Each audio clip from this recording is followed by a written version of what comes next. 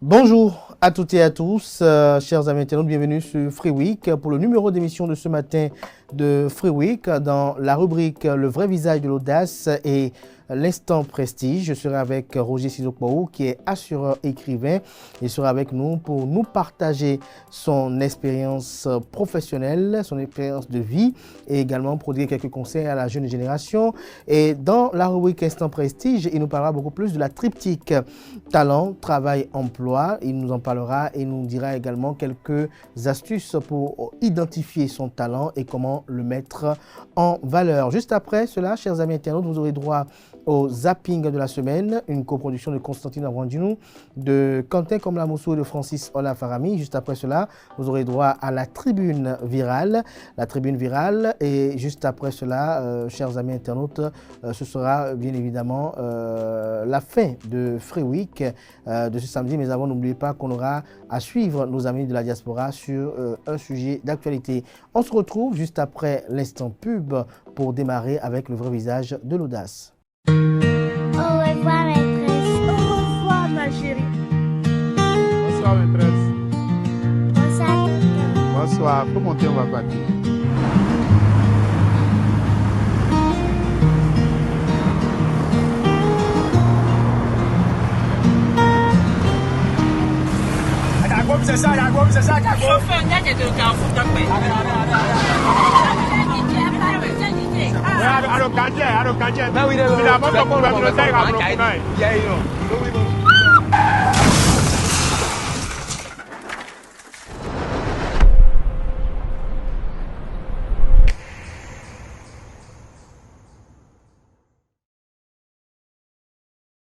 Ensemble disons oui au port de casque, stop à l'excès de vitesse, à la distraction au volant et à l'alcool avant le volant.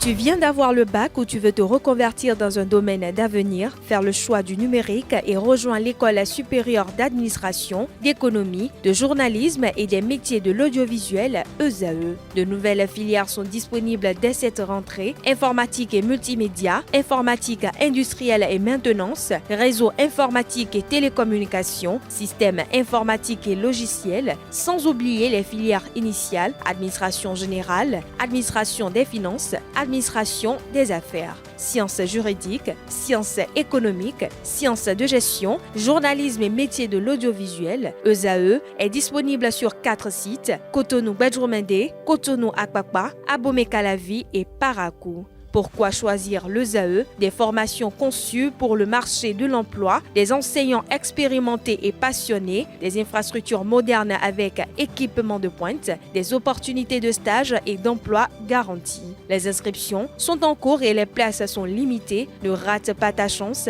Donne vie à tes ambitions avec l'ESAE. Contacte-nous vite par appel ou par WhatsApp au 01 98 98 14 00 ou via email scolarité@esae.bj et visite notre site web www.esae.bj. Ton futur commence maintenant avec l'ESAE. Tu investis dans un avenir professionnel, concret et sécurisé. ESAE, l'excellence à un nom.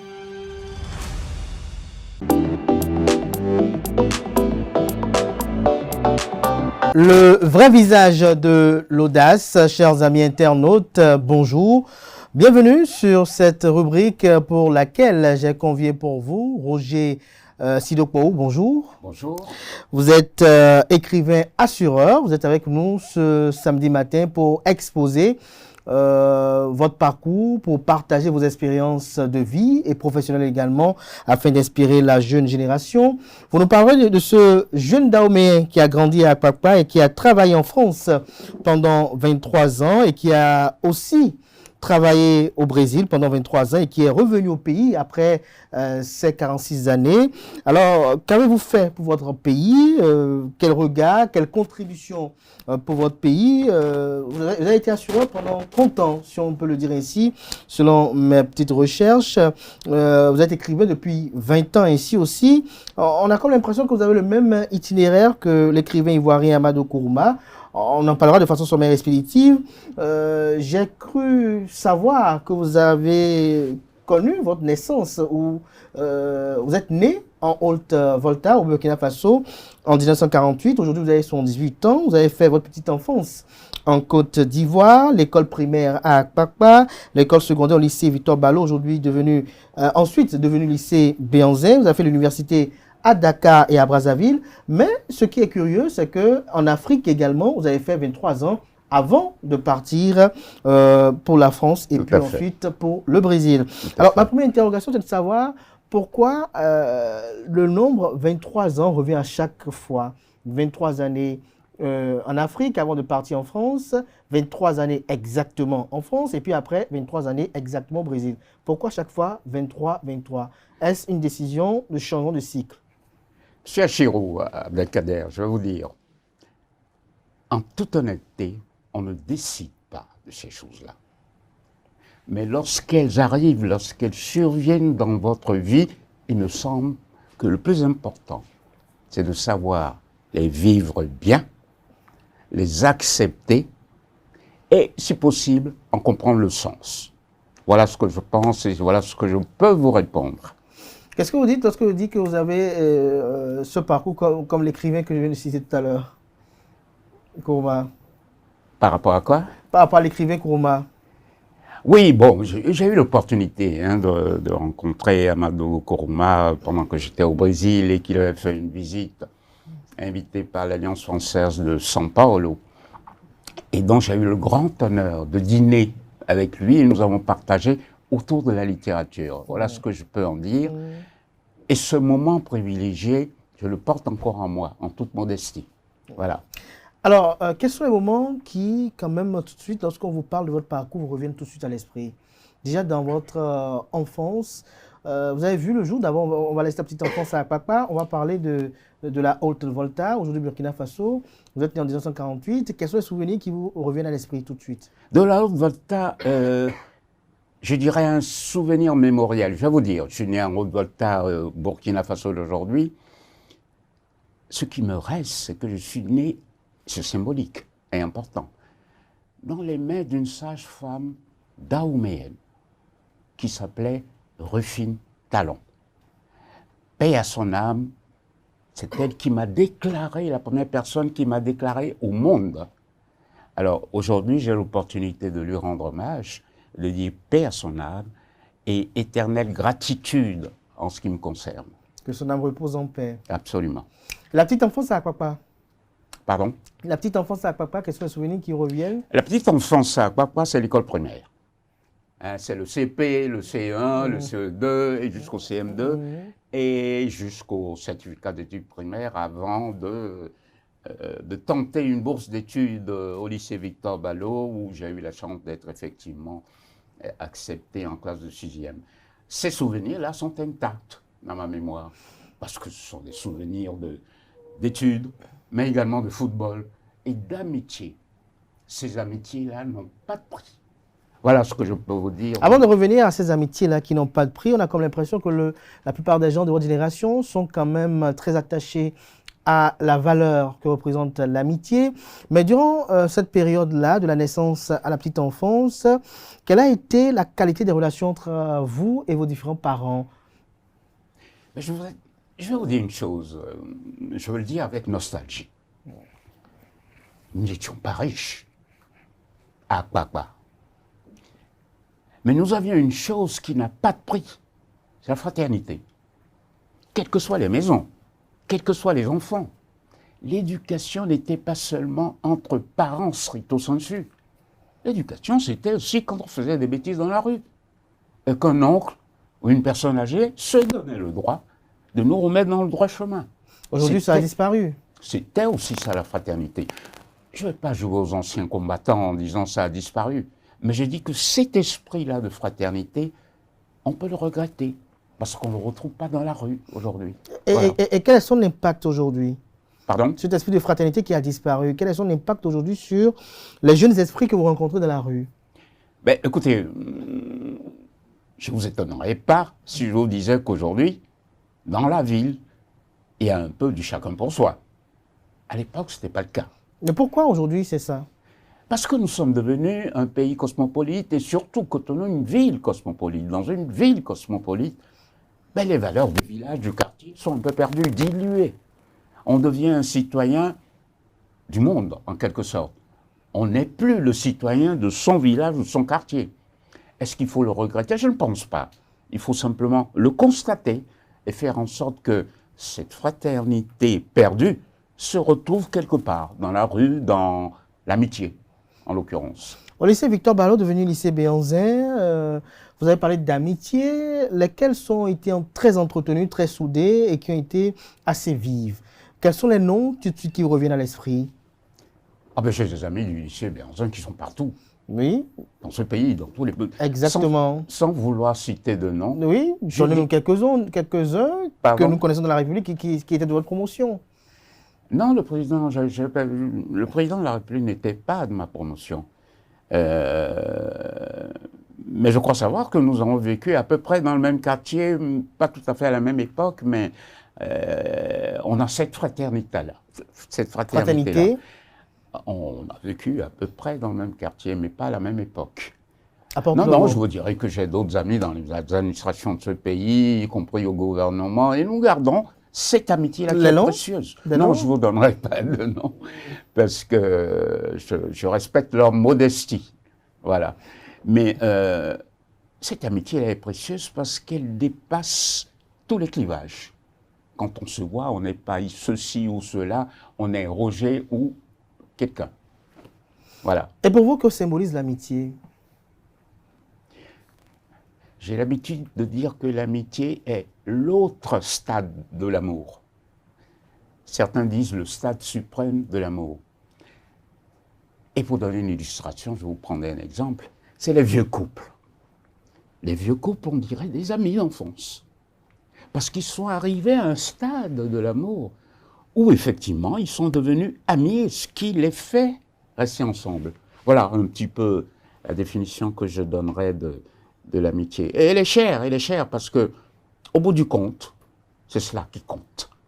C'est cela qui reste. Et quand on parle de fraternité, Oui, justement, j'allais embrayer sur ce point-là. au fond, quand on se retrouve, les yeux dans les yeux, et qu'on peut se raconter nos histoires d'enfance, ça c'est la vraie amitié. C'est la vraie amitié. Mais Roger Sidokwaou, a-t-il été un élève brillant, moyen? Ben, je vais vous dire une chose, et je le dis pour la jeunesse qui nous écoute.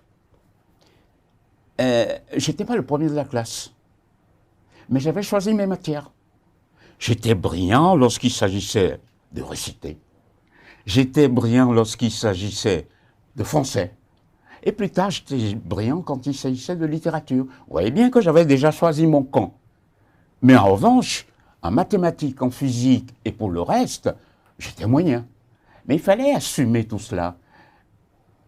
Ça me permettra de dire plus tard que nous naissons tous avec un talent.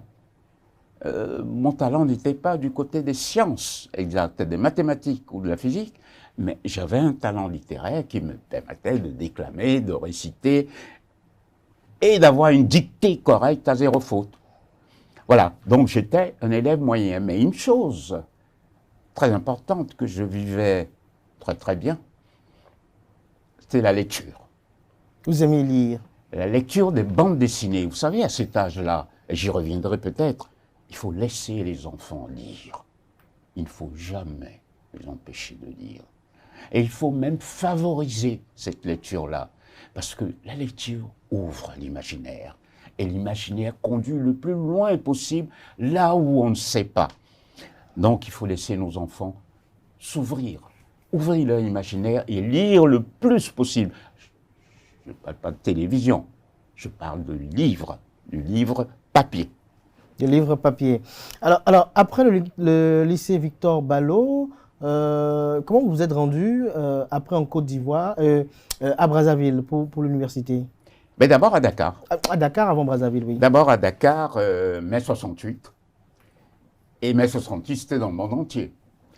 Donc, si vous me passez l'expression, à la fin de l'année scolaire, au mois de mai-juin, nous avons été virés.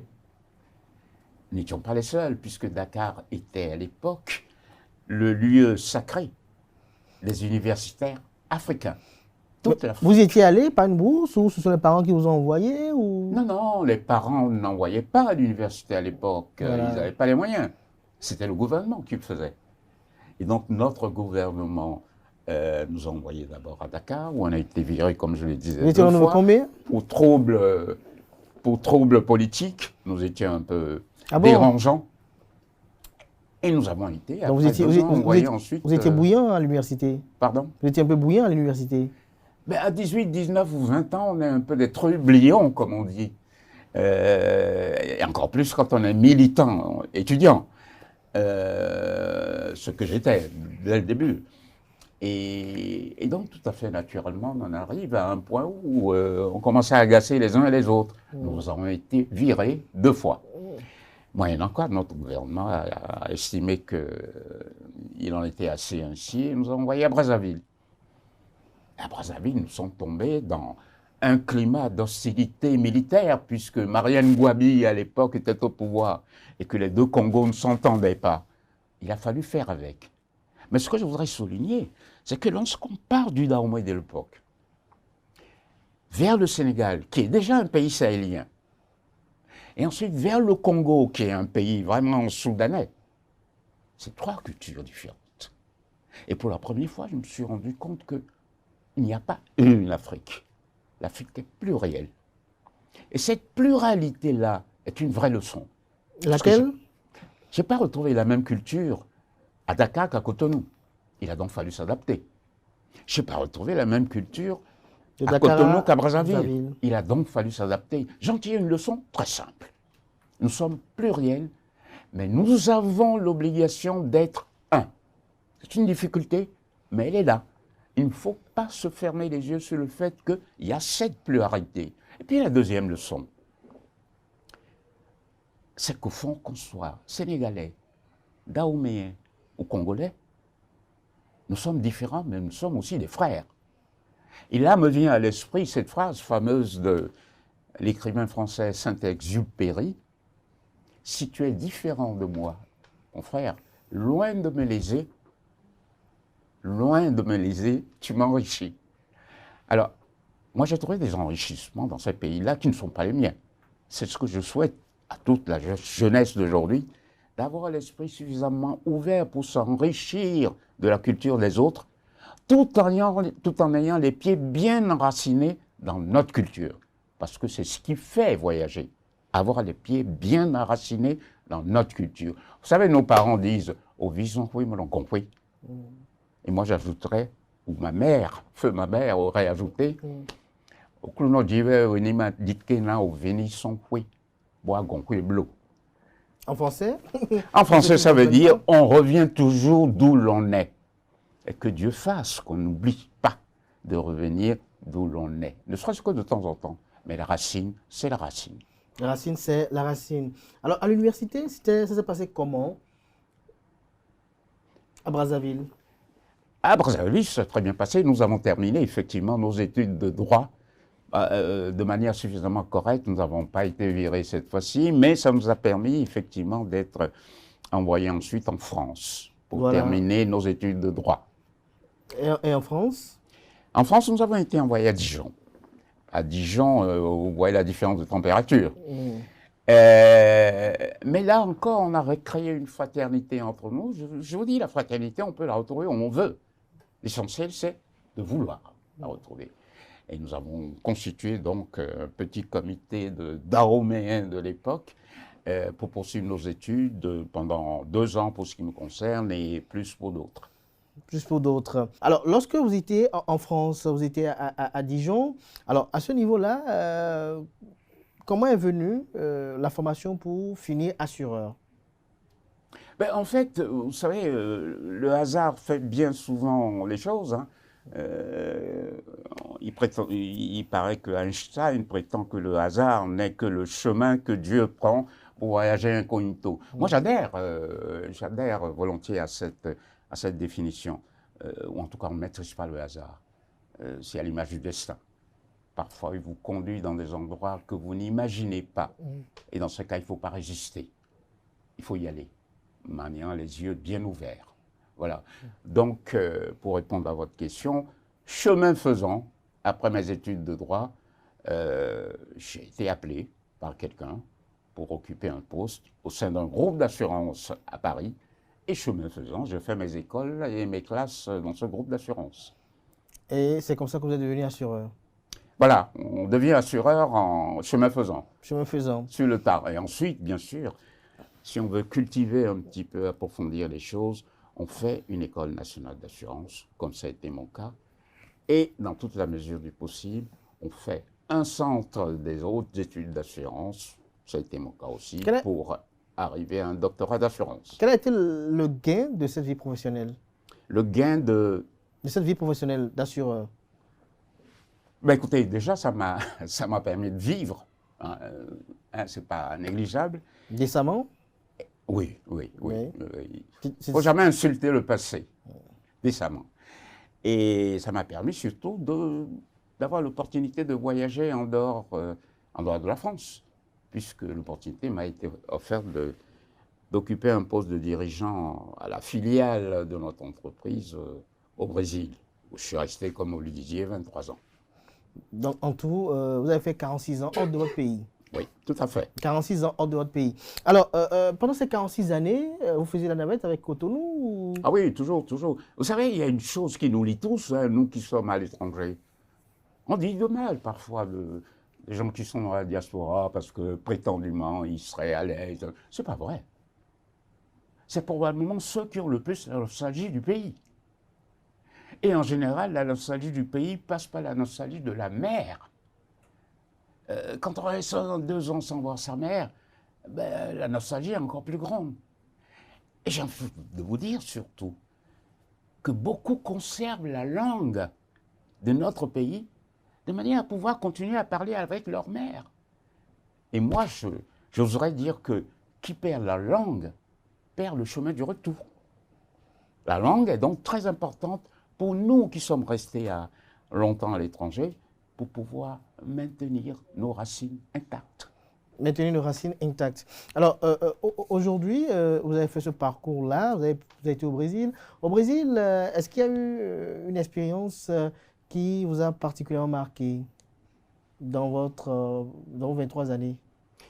Négativement, pas beaucoup. Positivement, beaucoup. Lesquelles, quelques-unes? Ben, je vais vous dire. Au Brésil, on découvre qu'on arrive dans un pays blanc et noir à la fois, 50% de noirs, 45% de blancs, et que nos coutumes sont restées intactes. Quand vous allez dans un restaurant, habituellement en France, il y a le pain et tout le reste qui va avec. Ben, au Brésil, il y a le gari, le pain aussi, mais le gari. Et là, vous commencez à comprendre que là où vous êtes arrivé, il y avait déjà vos parents, quelques siècles auparavant. Et on finit par découvrir les points communs avec le Bénin en l'occurrence. Et cela rend heureux, malgré le fait que les choses qui sont passées par le passé étaient douloureuses. On découvre le Bénin et l'Afrique au Brésil. Et ça réconforte.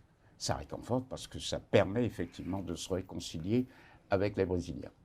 Et est-ce que vous n'avez pas vu, durant vos voyages, des Béninois à l'étranger?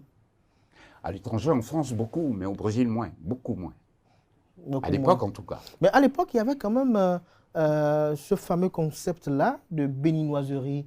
Vous avez sûrement connu ce concept-là. Qu'est-ce que vous en pensez? Était-ce un mythe ou simplement un slogan agité à tort et à raison? Écoutez, j'ai entendu, bien sûr, comme tout le monde, parler de béninoiserie, mais au-delà. Je traduirais ça par un autre mot. Ça s'appelle la méfiance réciproque. Pourquoi cette méfiance? Moi, j'ai mon analyse là-dessus que je ne demande pas de partager, mais c'est le fruit de ma réflexion, parce que j'ai beaucoup réfléchi là-dessus. Je fais le pari qu'avant la traite négrière, nous étions moins méfiants les uns à l'égard des autres. Et que la traite négrière a insufflé dans notre conscience collective et individuelle une méfiance réciproque. Pourquoi? Abdelkader, essayez d'imaginer un village de cette époque-là, des siècles passés, où tout le monde s'entend bien, on se réveille le matin en disant « Ah, Massine, on a un thé d'eau », on s'interpelle de maison en maison. Imaginez un jour que cela arrive et que les voisins ne répondent pas. Ah, qu'est-ce qui se passe? Ils n'ont pas répondu. On va à la maison voisine, qu'est-ce qui se passe? Silence. Et la maison d'après, qu'est-ce qui se passe? Silence. Et quelqu'un dit, ils ont été raptés. Mais le problème, c'est qu'ils ont été raptés par qui? Et on ne le sait pas. Ça peut être l'autre voisin, ça peut être moi, ça peut être vous. La méfiance naît à ce moment-là. On commence à se méfier les uns des autres. Je fais le diagnostic, le pari personnel, qu'à ce moment-là, le verre est entré dans le fruit. Et ensuite, il n'a fait que grandir. Voilà ce que je pense. Est-ce que vous étiez, vous, méfiant envers les Béninois que vous rencontrez à l'étranger? Non. Du tout pas. Vous en avez rencontré au Brésil également, des Béninois? À l'étranger, on n'est pas méfiant les uns à l'égard des autres. Et vous allez me dire pourquoi. Pourquoi? Voilà. Parce que nous sommes unis par les mêmes difficultés. Quand on est unis par les mêmes difficultés, on est solidaire. On n'est pas méfiant. On n'est pas méfiant. Alors, avant de conclure, je vais vous poser quand même quelques questions. C'est de savoir, vous avez fait 46 ans hors de votre pays. Vous êtes nombreux, comme ça, à avoir été envoyés par le gouvernement d'alors pour aller étudier à l'étranger, mais qui après aviez fait carrière à l'étranger. Qu'est-ce que vous avez pu faire à votre pays? Qu'est-ce que vous avez pu rapporter à votre pays après ces 46 ans? La question que tous les Béninois de l'extérieur se posent, c'est qu'ai-je fait pour mon pays? Contrairement à ce que vous pourriez penser, les Béninois de l'extérieur se posent constamment cette question. Et vous, qu'est-ce que vous avez fait pour votre pays? Eh bien, je vais vous dire, hein, bon, c'est pas secret. Il se trouve que j'étais au Brésil. Et il se trouve que le Bénin n'avait aucune ambassade au Brésil. Et le gouvernement de l'époque, en 2006, avait très envie d'implanter une ambassade au Brésil. Et on n'avait pas grand monde au Brésil. Et un ami, ministre, je ne dirais pas son nom, il dit, bah, il y a Roger Silopo. Et donc on m'a appelé pour me confier ce projet d'élaboration, de création ex nihilo d'une ambassade au Brésil. Je vous dis une chose, Abdelkader, je l'ai fait avec une telle passion, parce que c'était la première fois que l'opportunité m'était donnée de rendre à mon pays tout ce que j'en ai reçu. Donc j'ai bossé sur le projet de A à Z jusqu'à la livraison de l'ambassade. Et j'ai continué ensuite sur d'autres projets, des traités avec le Brésil, ou des voyages de commerciaux vers le Brésil pour qu'ils découvrent. À ce moment-là, j'étais un patriote. Je n'étais pas un militant de tel parti ou tel autre, j'étais un patriote et heureux de l'être. Voilà, pour répondre à votre question. Qu'est-ce que les jeunes, lorsqu'ils vous voient, qu'est-ce que vous pouvez leur dire pour qu'ils puissent s'inspirer de votre parcours, pour ceux qui aspirent à être assureurs et écrivains? C'est vrai qu'on va parler tout à l'heure d'où est venu ce goût à la lecture. On a vu tout à l'heure que vous avez dit que vous aimez beaucoup lire, mais qu'est-ce que vous avez à dire à la jeune génération, puisqu'on n'a pas assez de temps, sur votre parcours? Qu'est-ce qui peut les amener quand même à être inspirés? Lorsque vous voyez les jeunes aujourd'hui, qu'est-ce que cela vous évoque également? Écoutez, je ne suis pas un modèle, encore moins un exemple à suivre. Pour une raison très simple. Laquelle? Nous sommes et nous devons être un modèle pour nous-mêmes. Chacun un modèle pour soi. Vous savez pourquoi, Abdelkader? Oui. Chacun est unique. Unique. Et notre problème est peut-être d'avoir conscience de cette unicité-là. Vous ne me ressemblez pas, je ne vous ressemble pas, nous n'avons pas le même parcours et surtout, nous n'avons pas les mêmes talents. Et là, j'en viens à ce que je crois profondément. Je crois que chacun de nous, quelle que soit la couleur de notre peau, que l'on soit noir, blanc, toute couleur, l'humain, en venant au monde, a au moins un talent. Et ce talent-là, sa mission en venant sur Terre, c'est de le cultiver. Comment il peut découvrir ce talent? Il n'y a qu'une seule manière. Il n'y en a pas deux. Le travail. le travail et le travail. Et si j'ai quelque chose à dire aux jeunes qui m'écoutent, Oui. c'est cela. Un, qu'ils soient conscients qu'ils ont au moins un talent. Et donc qu'ils aillent le chercher. Facile de trouver hein, en général.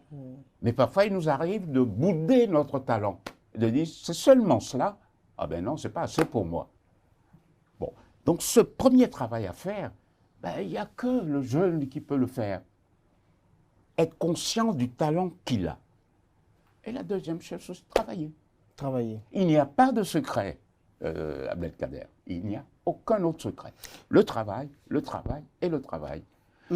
L'autre interrogation, c'est vrai que on va se revoir tout à l'heure dans l'instant prestige, vous allez beaucoup plus encore parler à la jeunesse, mais l'autre interrogation que j'allais vous poser, c'est qu'on a constaté que la plupart des gens de votre époque, pour la plupart, ceux qui sont nés dans les années 40 et même 50, on a comme l'impression que vous avez une longue expérience de vie. Et pour la plupart, lorsqu'on vous croise dans les rues, vous êtes toujours assez mobile, assez en forme, les dents pleines. Là, on est actuellement au 3e étage, vous êtes monté tout seul, alors qu'il y a aujourd'hui des gens à 40 ans qui ont du mal à monter 3 étages. Quel était le secret de vous, les anciens? Était-ce cette rigueur qui vous était enseignée dès le bas âge, qui s'est traduite dans les habitudes alimentaires et bien d'autres, ou il y avait un petit secret à part? Je n'ai pas de réponse à votre question. La seule réponse que je peux donner, c'est dans mon vécu et de ceux qui ont connu la même génération que moi, qui sont de la même génération que moi. Nous avons quand même été un peu élevés à la dure. Je veux dire, aujourd'hui, quand vous tapez un enfant à l'école, c'est tout juste si on ne vous emmène pas au commissariat tout de suite. Nous avions été élevés à la dure. Et lorsqu'on me parle aujourd'hui, que ce soit enfant, soit ailleurs, de résilience, je me dis, mais de quoi il parle? Moi, je buvais l'eau de Marigot avec les petites bestioles Et nous avons eu à traverser des périodes comme ça où nous avons serré les dents. Les maisons étaient inondées. On marchait de brique en brique pour aller dans les chambres. Et on couchait sur des nattes qui étaient mouillées. Alors, je ne veux pas jouer à l'ancien combattant. Je dis simplement que c'était autre vie, autre mœurs. Et Mais ça a été formateur. Pardon? Ça a été formateur. Très formateur. Très formateur. Nous avons une capacité de résistance à la souffrance qui, de ce fait, a été beaucoup plus forte. Alors, de ce point de vue, ça a été formateur. Mais, encore une fois, je ne voudrais pas jouer à l'ancien combattant en disant que les jeunes d'aujourd'hui ne sont pas... Non, ils le sont. Ils le sont. Il suffit qu'ils s'adaptent à leur temps. Autre temps, autre mœurs. Voilà. Merci à vous, Roger Sidokpowou, pour Merci à vous de m'avoir invité. Moment d'échange. Vous restez avec moi. Une petite transition pour qu'on puisse quand même parler. Tout à l'heure, vous avez parlé de talent. On va revenir, chers amis internautes, dans la rubrique Instant Prestige, où avec Roger Sidokpowou, on parle de la triptyque talent, travail, métier. Alors, Roger Sidokpowou, comme je l'annonçais tout à l'heure, on parle de la triptyque talent, travail, métier dans le développement de l'emploi. Pour vous, est-ce qu'il y a une interrelation entre les trois? Ah oui, très forte. Je m'en explique. D'abord, en commençant par le talent. J'ai été directeur des ressources humaines, donc si je ne croyais pas en ça, je ne croirais pas en mon métier.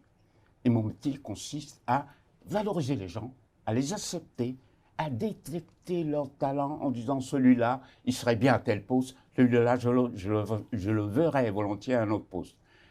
Cela forme. Et cela m'a formé à comprendre que, quelle que soit la variété de l'humain, chacun a son talent. Voilà pourquoi je parle de talent. Et peut-être que le premier travail que nous avons à faire en conscience dans nos pays, c'est de convaincre nos enfants, c'est de convaincre la jeunesse de ce pays que chacun a un talent. Et il n'y a pas de petit talent. Il n'y a pas de petit talent pour être bureaucrate, mécanicien ou agriculteur. Vous savez, notre problème, c'est d'avoir été formé dans ce pays, comme dans la plupart des pays de l'Afrique occidentale française, à avoir un destin de bureaucrate, accoé. Nous avons tous envie d'être accoés, de travailler dans des bureaux climatisés, même si ça ne paye pas autant que l'électronicien qui a sa petite boutique, le mécanicien qui est spécialiste dans la réparation des motos, des Vespa.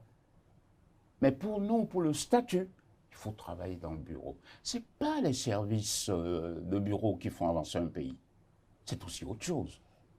Si on est à 80% destiné à l'agriculture, la cohérence voudrait qu'on fasse tout pour l'agriculture. Si on est à 30% destiné à l'électronique et tout ce qui va avec, ben, ça voudrait dire qu'il faudrait former des gens pour cela.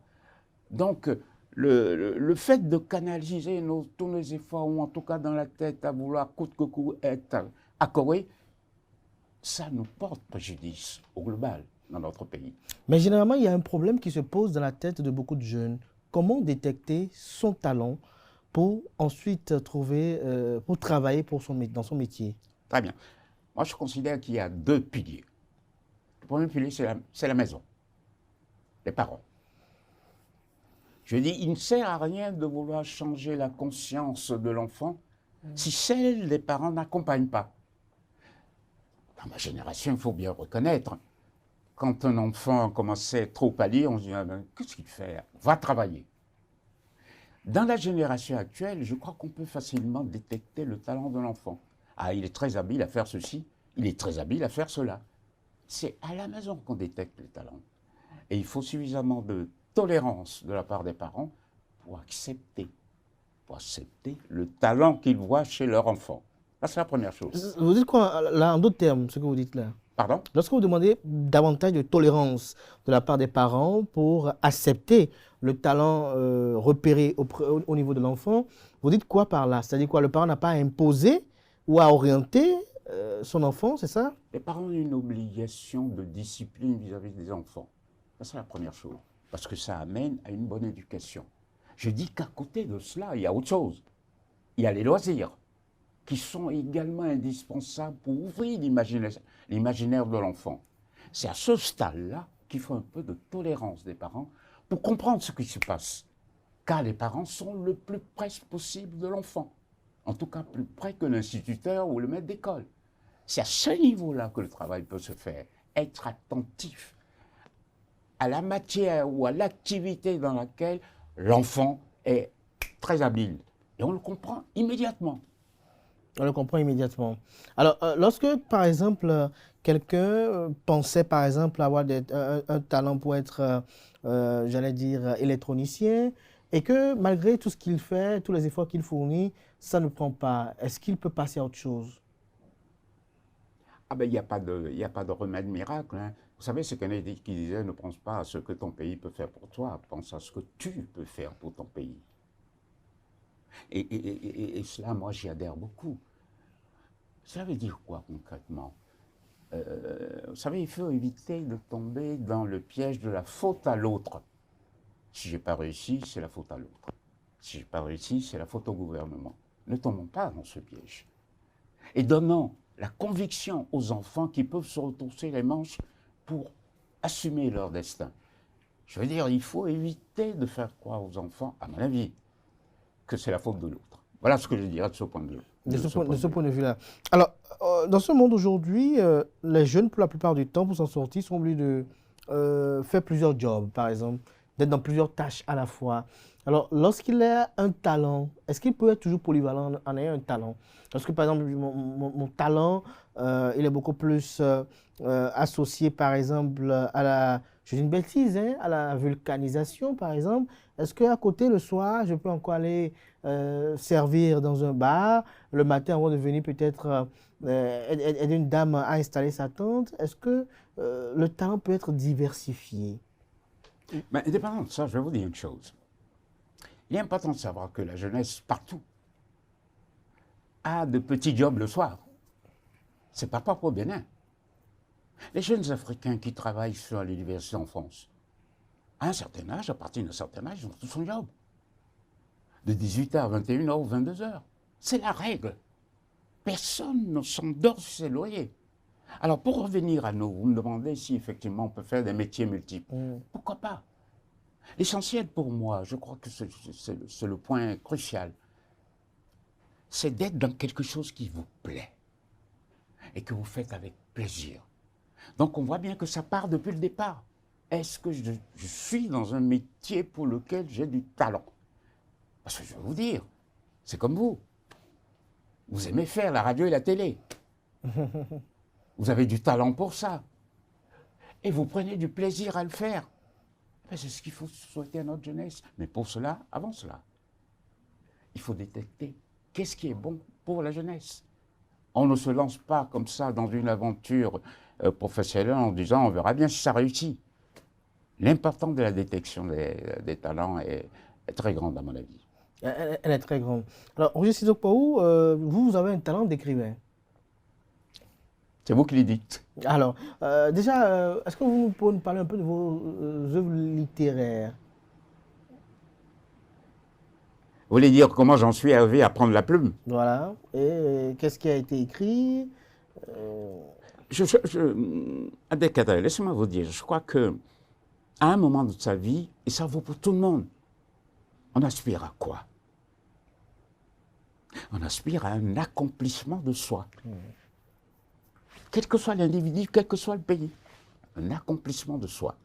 Et je considère, en tout cas j'ai eu la chance de le découvrir, que l'accomplissement de soi passe par une chose. Faire ce qu'on aime faire. Moi j'aimais écrire. Je me suis dit à un moment donné, c'est pas le tout, effectivement, de vendre des assurances. Fais aussi ce que tu aimes faire, écrire. Et j'ai commencé à écrire. Et Je vous me avez suis rendu écrit? compte que j'y ai trouvé infiniment plus de bonheur. Et vous avez écrit combien d'ouvrages? 4. 4. Indépendamment des chroniques que je publie, Vous publiez? ici notamment. 3 romans, un recueil de nouvelles. Le premier, le titre? 1950, vous voyez, les années-lumière. Et ça parlait de quoi? Ça parle, c'est une fiction romanesque autobiographique. Après ça, vous avez parlé de... Vous avez écrit Après ce premier livre, le second livre? le deuxième livre nous concerne tous. La traite négrière. Qu'est-ce qui vous a Et inspiré? son titre, c'est Nuit de mémoire. Et dans Nuit de mémoire, je vivais au Brésil, donc j'étais entouré d'afro-descendants qui avaient une problématique que je connais bien. Laquelle? D'où venons-nous? Je parle des afro-descendants brésiliens. D'où venons-nous? Et j'en connaissais suffisamment pour comprendre le sens de leur interrogation. Eh bien, j'ai écrit là-dessus. Mais de manière romancée, fictionnelle. Ça s'appelle Nuit de mémoire. Le troisième, c'est le griot. Le griot, la problématique est différente. C'est une question que nous nous posons tous à un moment donné de notre vie et qui est « Qu'ai-je fait pour mon pays ?» Nous en parlions tout à l'heure. Oui, oui. Eh bien, le griot, nous sommes en plein dans le sujet. Avec un comptable, à l'époque des années 50, 60, apprécié par ses chefs, à l'époque où il y avait des comptoirs africains, la John Walden, la CIFAO, il était apprécié par ses chefs et par son environnement social. Donc il était comblé. Et puis un jour, dans son bureau confortablement installé, allez donc savoir pourquoi, la question lui est tombée dessus. Au fond, qu'ai-je fait pour mon pays?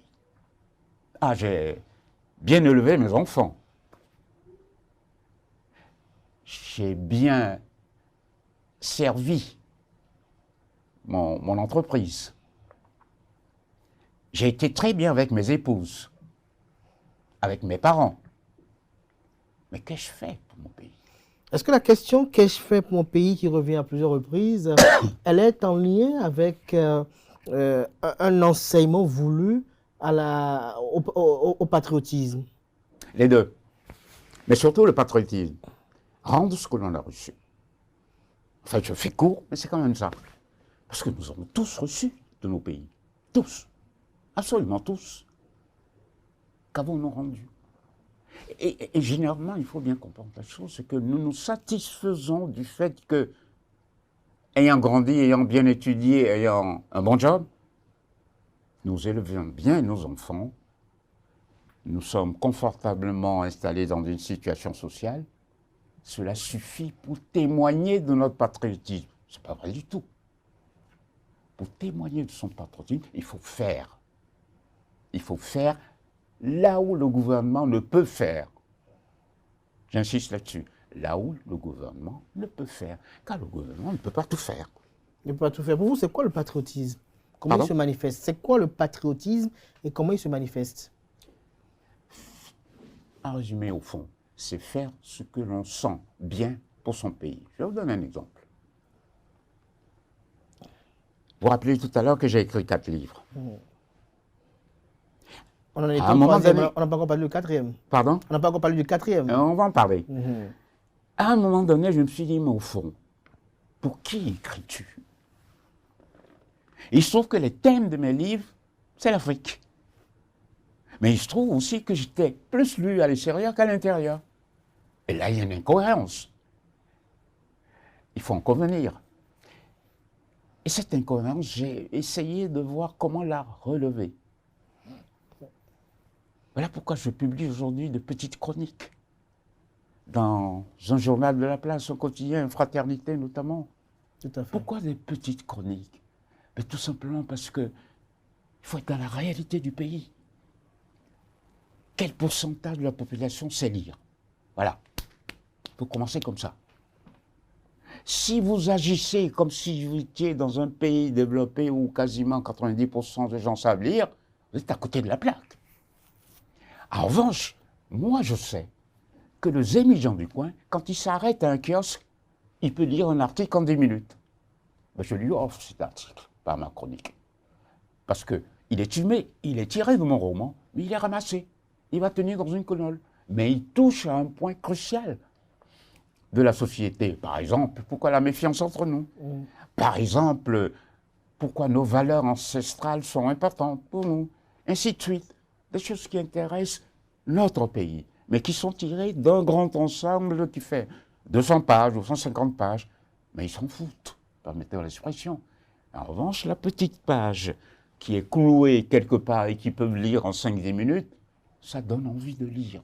Ça donne envie peut-être de poursuivre la réflexion autrement.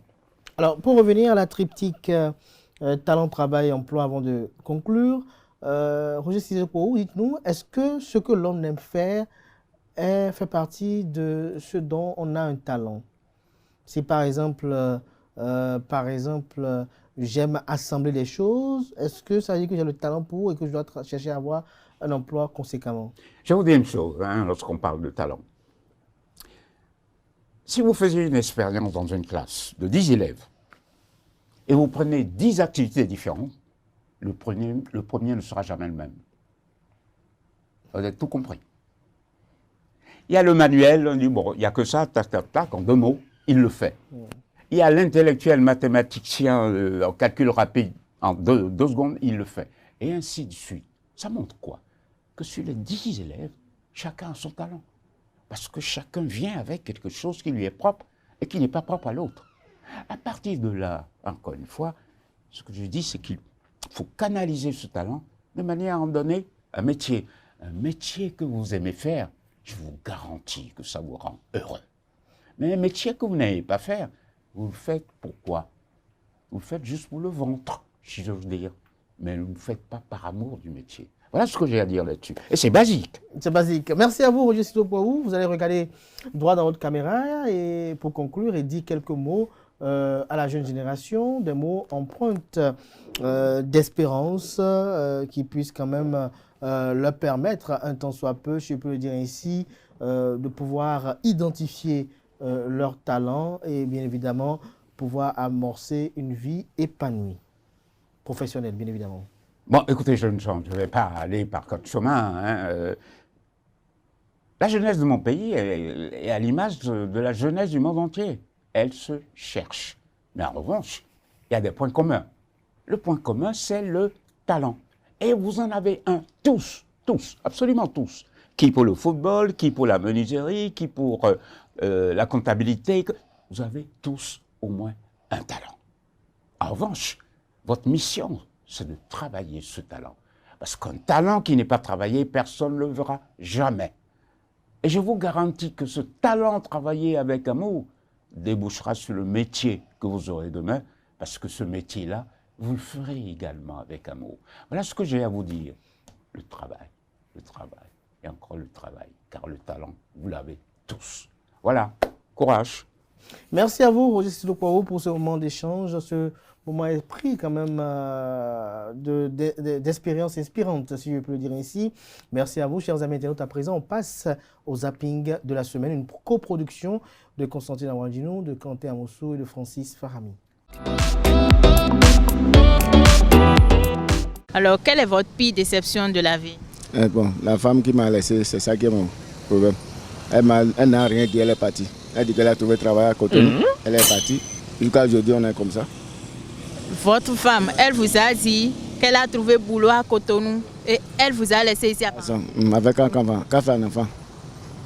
Elle vous a laissé, comment elle peut vous laisser comme ça? Bon, c'est ça, c'est qu'elle a fait ça. Vous lui avez fait quelque chose de mal? Rien. Je suis parti au village, revenu là, c'est déjà parti. Elle est partie. Oh là là. Alors, quel est votre pire regret de la vie? Non, mon regret, c'est ça, non. Je ne pas construit, c'est elle qui a laissé, je ne pas construit. Elle m'a trop renié derrière, elle m'a mis derrière. Sinon, là, je dois véhiculer. Voilà que je ne peux pas véhiculer maintenant. Même moto, je n'ai plus moto. Et juste parce qu'elle vous a laissé? Oui, c'est elle qui m'a renié. Elle m'a trop renié, quoi. Elle m'a trop fait. Elle m'a ramené à derrière. En quoi faisant? Seulement son départ? Dans le départ. Et même elle était là. Elle ne veut rien me faire. Elle veut me bouffer et partir. C'est ça qu'elle est venue faire. Elle veut juste bouffer et partir. Et c'est elle qui vous a fait des enfants? Quand même. Elle m'a fait 4 enfants. Elle vous a fait 4 enfants? Elle m'a fait 4 enfants. Ok. Vous voulez demander pardon à quelqu'un que vous avez offensé. Oui. Dites-le lui directement, il vous écoute. Il va écouter. Elle, c'est la personne la télé. Parce que c'est un ami, un frère. Oui. Maintenant, c'est sa femme qui nous a trahis. C'est sa femme qui nous a trahis. Oui. C'est mon frère. Oui. Maintenant, la femme dit qu'elle a renvoyé, qu'elle n'a plus de supporter. Et moi, je lui ai dit, bon, je vais te supporter. Comme c'est mon frère, on est en train de s'amuser et grossesse est venue. Et on a fait un enfant. C'est elle qui est dans ma chambre maintenant. Donc, si elle est là, elle écoute. Si le type l'écoute là, il n'est quand même pas donné. Je l'ai dit ça plusieurs fois, elle ne veut pas écouter. Je dis, il est à Paracousi. Votre frère est direct? Mon frère, même père, on est de même. On dirait que Marie, lui, il est de Panouia, moi, je suis de Savalou. Ok, disons un cousin ou des amis. Cousin, des amis. C'est moi qui ai intervenu, il y a un problème. Maintenant, la femme a dit que.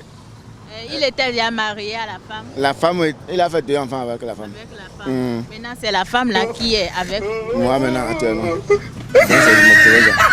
Ok, maintenant, vous voulez demander pardon à votre ami là, d'avoir pris sa famille, oui. Sa femme.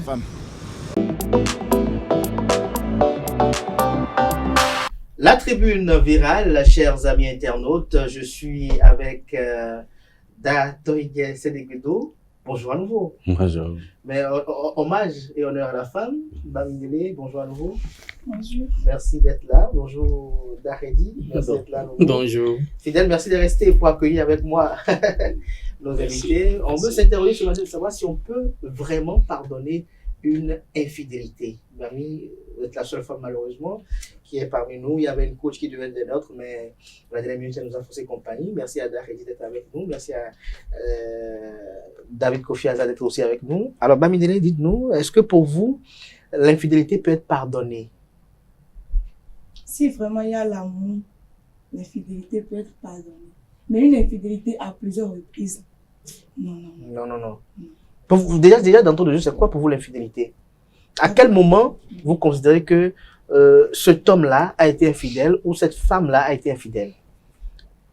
Bon. Une femme infidèle, c'est la femme qui trompe son mari. Tromper comment? Aller coucher avec un autre? Oui. Est-ce que pour vous l'infidélité se limite qu'à ça? Coucher avec un autre seulement?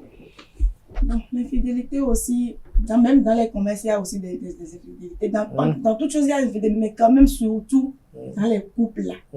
L'infidélité, c'est quand l'autre fait comme ça. Il fait comme ça, comme ça. Fidèle à Goku, est-ce qu'on peut pardonner une infidélité? Bon, selon moi. Oui, le micro. Selon vous, c'est selon vous qu'on veut entendre. L'infidélité à mon niveau n'est pas pardonnable. Parce que on s'est entendu sur une décision donnée. Et au cours du chemin, si ce qu'on s'est dit ensemble ne peut plus continuer, on s'entend sur les modalités et on coupe. Mais 10 ans qu'on est ensemble et on se trompe, chez moi, non. Chez vous, non. Et quand c'est l'homme qui trompe la femme? Ah. Oui, elle a posé une question. Oui. Au niveau de l'homme, on peut revoir dedans. On peut vous revoir, mais chez la femme, c'est inadmissible chez moi. Au niveau de l'homme, on peut revoir. Oui, on peut revoir. On va voir si les gardiens de la tradition, ils sont du même avis. David Kofi Hazard, est-ce qu'on peut pardonner une infidélité? Une infidélité, poser la question de cette façon-là, c'est un peu ambigu. Est-ce qu'on peut pardonner l'infidélité de la femme? Parce que l'homme ne commet pas d'infidélité sexuellement parlant. Ah bon? Non. Sexuellement parlant, Mamie est en train de rire, elle rit. Cette conception, elle éclate de rire. Cette conception, c'est purement occidental. En Afrique et en Afrique noire, l'homme ne trompe pas sa femme. L'homme ne trompe pas. Son nom d'Afogria. Donc, quand on doit parler en matière sexuelle, on va parler d'infidélité de la femme. Mais l'infidélité n'est pas seulement que sexuelle. Une femme, par exemple, qui reste dans des combines pour nuire à son mari est infidèle. Combine comme quoi, par exemple? Peut-être s'associer à des ennemis de son mari parce que peut-être elle est jalouse, parce que l'homme a pris une autre femme, s'associer à ses ennemis pour qu'on lui fasse du mal par rapport à cette femme-là, cette nouvelle femme qu'il vient d'avoir, c'est une infidélité. Chercher à empoisonner d'une manière ou d'une autre, parce que le poison n'est pas seulement que nuisible. Il y a des poisons qui ne sont pas nuisibles. Il y a des poisons qui permettent de charmer l'homme. C'est une infidélité. Faire des manœuvres ou faire usage des manœuvres pour faire une extorsion de fonds à son mari, c'est une infidélité. Extorsion. Oui. C'est une infidélité. Extorsion de fonds. Bah, mais vous écoutez, hein. Donc, l'infidélité n'est pas que sexuelle. Maintenant, est-ce qu'on peut pardonner l'infidélité de la femme? Oui. Puisque la tradition l'admet. Dans certaines communautés, dans certains clans, la tradition l'admet et prévoit des rituels d'expiation et de purification pour cette femme-là. Mais il y a des clans qui n'admettent pas. Maintenant, quand on doit parler de façon émotionnelle, l'homme dira non, l'infidélité de la femme n'est pas pardonnable. Mais il va de plus près, au fait. Il y a des formes d'infidélité de la femme qu'on peut ne pas pardonner. Parce que si c'est à répétition, jusqu'à ce que la femme fasse des enfants à l'intérieur, ça va être un peu compliqué. Mais on ne peut pas généraliser. C'est une question qu'il faut prendre avec sagesse. Il faut aller cas par cas. Je vais revenir tout à l'heure par rapport aux formes et au cas par cas.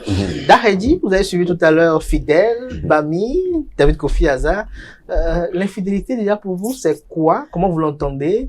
Et est-ce qu'elle est pardonnable, l'infidélité? Je vais commencer par mon frère Kofi Hazard. Il a déjà dit toutes les sortes d'infidélité, presque. Et l'infidélité la plus remarquable, c'est l'infidélité sexuelle. Parce que tous les autres cas, sont banalisés, sous-estimés. Mais quand on rentre dans un couple, on dit que la femme est infidèle, tout le monde pense déjà qu'elle a couché au dehors. Donc, c'est la grande infidélité parmi les infidélités. Et l'infidélité de la femme peut être pardonnable dans certains cas. Mais de façon générale, tout le monde dit que l'infidélité de la femme n'est pas pardonnable. À quel moment ça peut être pardonnable selon vous?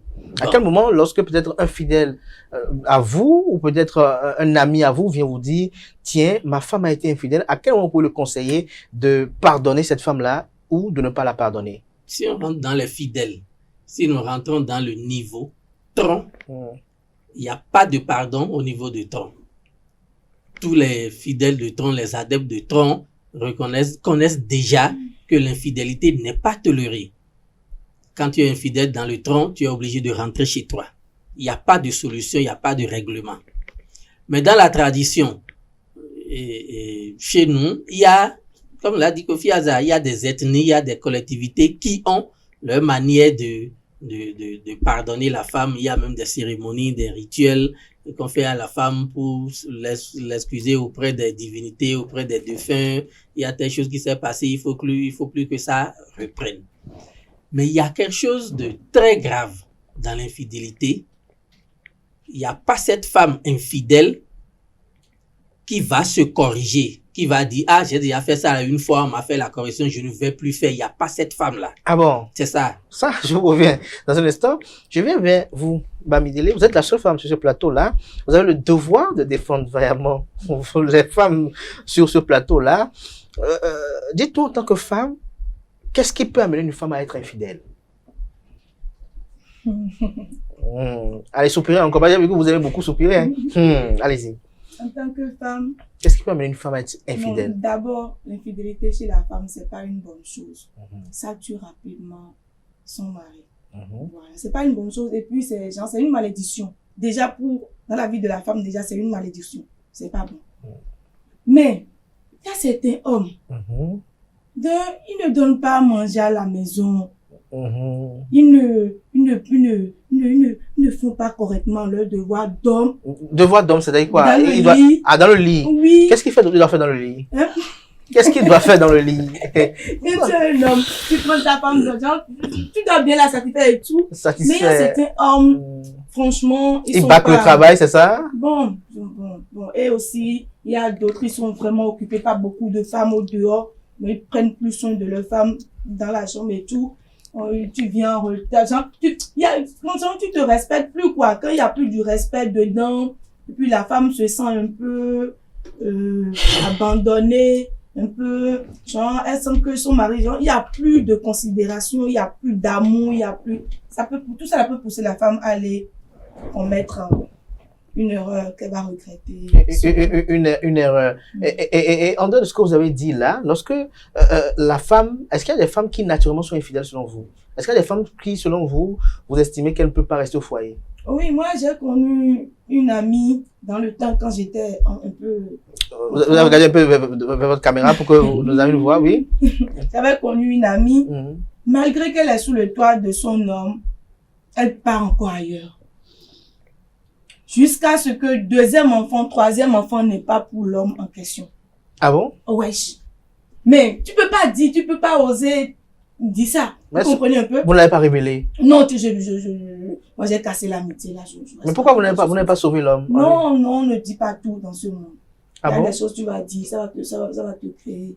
On ne dit pas tout. Il On faut dit juste pas laisser tout. Dieu. Il faut prier pour eux, pour que Dieu puisse réveiller l'homme en question. Mais Dieu a fait que vous savez, vous êtes au courant de l'affaire. Pourquoi vous ne voyez pas que Dieu veut vous utiliser pour révéler la vérité à l'homme? Moi, je ne pourrais pas tout dire dans ma vie. On ne dit pas tout. Mais juste que je conseille juste la femme, je lui parle beaucoup. Comme elle ne veut pas m'écouter, moi, j'ai coupé immédiatement la relation là. Donc, il y a beaucoup de femmes aujourd'hui, même les hommes là, se disent, ah, c'est mon fils, c'est mon enfant, mais c'est pas vos enfants. Ils sont pas sur vos enfants. Ah bon? Oui. Il y a plein ça. C'est une pure vérité qu'elle est en train de dire, parce que il faut être dans le domaine pour savoir si elle a raison ou pas. Nous, les Bokono, il y a beaucoup de choses qui se passent, qui passent devant nous. Il y a un enfant, taré par exemple. Le papa fait tout, il ne répond pas. Quel que soit l'argent qu'on dépense, ça ne dit rien. On vient pour une consultation, le FA dit, l'enfant réclame son père. Voilà que c'est son père qui l'a amené pour une consultation. Comment vous gérez ça? Une digression. Mais si tu n'as pas le courage, tu peux avoir des paires de gifles pour ces gens de consultation. Hein. Le papa dit c'est mon enfant, je l'ai amené. Toi, tu dis que l'enfant réclame son père. C'est comme ça. Il y a beaucoup de choses dans ce cas d'espèce d'arrêt. Comment le professeur de FA fait, David Kofi Aza? Est-ce que vous dites au papa que, attends, j'ai une vérité à te dire, l'enfant n'est pas le tien, ou bien? On révèle pas comme ça. Vous le laissez comme ça? Tu vas détruire. Si tu le fais, d'abord, tu vas détruire le foyer, et deuxièmement, tu vas, perdre ton estime au niveau de la population. Parce que vous savez, aujourd'hui, 6 foyers sur 8, il y a infidélité. Actuellement. Dans 6 foyers sur 8, il y a infidélité. 6 foyers sur 8. Sur 8. Bami, vous certifiez en tant que femme? Oui, hein. Nous, en fait, on est un carrefour où on voit beaucoup de choses. Donc, quand tu révèles des choses comme ça et ça crée des problèmes, un autre homme aura peur de venir chez toi parce qu'il aura peur même s'il a des soupçons, il aura peur de venir avoir la confirmation qu'il y a infidélité dans son foyer. Et la femme aussi aura peur également de venir chez toi parce que tu vas la parce dévoiler. que tu vas la dévoiler. Or, vous savez, dans la clientèle, sur le plan spirituel, les femmes sont plus nombreuses que les hommes. Donc, vous perdez complètement l'estime de la population. Vous êtes là aussi dans la sauvegarde de la clientèle aussi. Non pas seulement de la sauvegarde de la clientèle, mais il faut sauvegarder les couples. Parce que même malgré ça, des dispositions peuvent être prises pour que le couple tienne sur de long terme.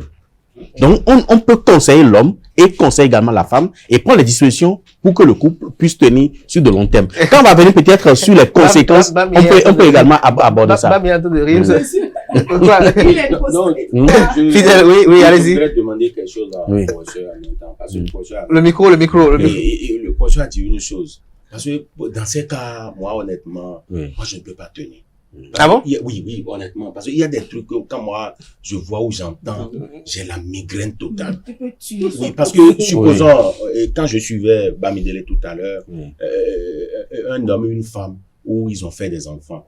Et sur 3 enfants, c'est un seul enfant qui est pour l'homme.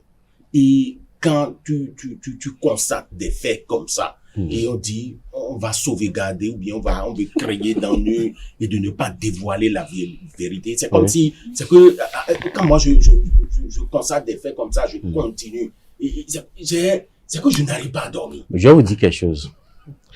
Ce cas-là, aujourd'hui, comme je l'ai dit, affecte 6 couples, 6 foyers sur 10. Tout de suite. Sur 8. Sur 8. Et je vais te dire quelque chose. Et plus, plus, on ne fait pas la spiritualité avec l'émotion. Il faut mettre l'émotion de côté.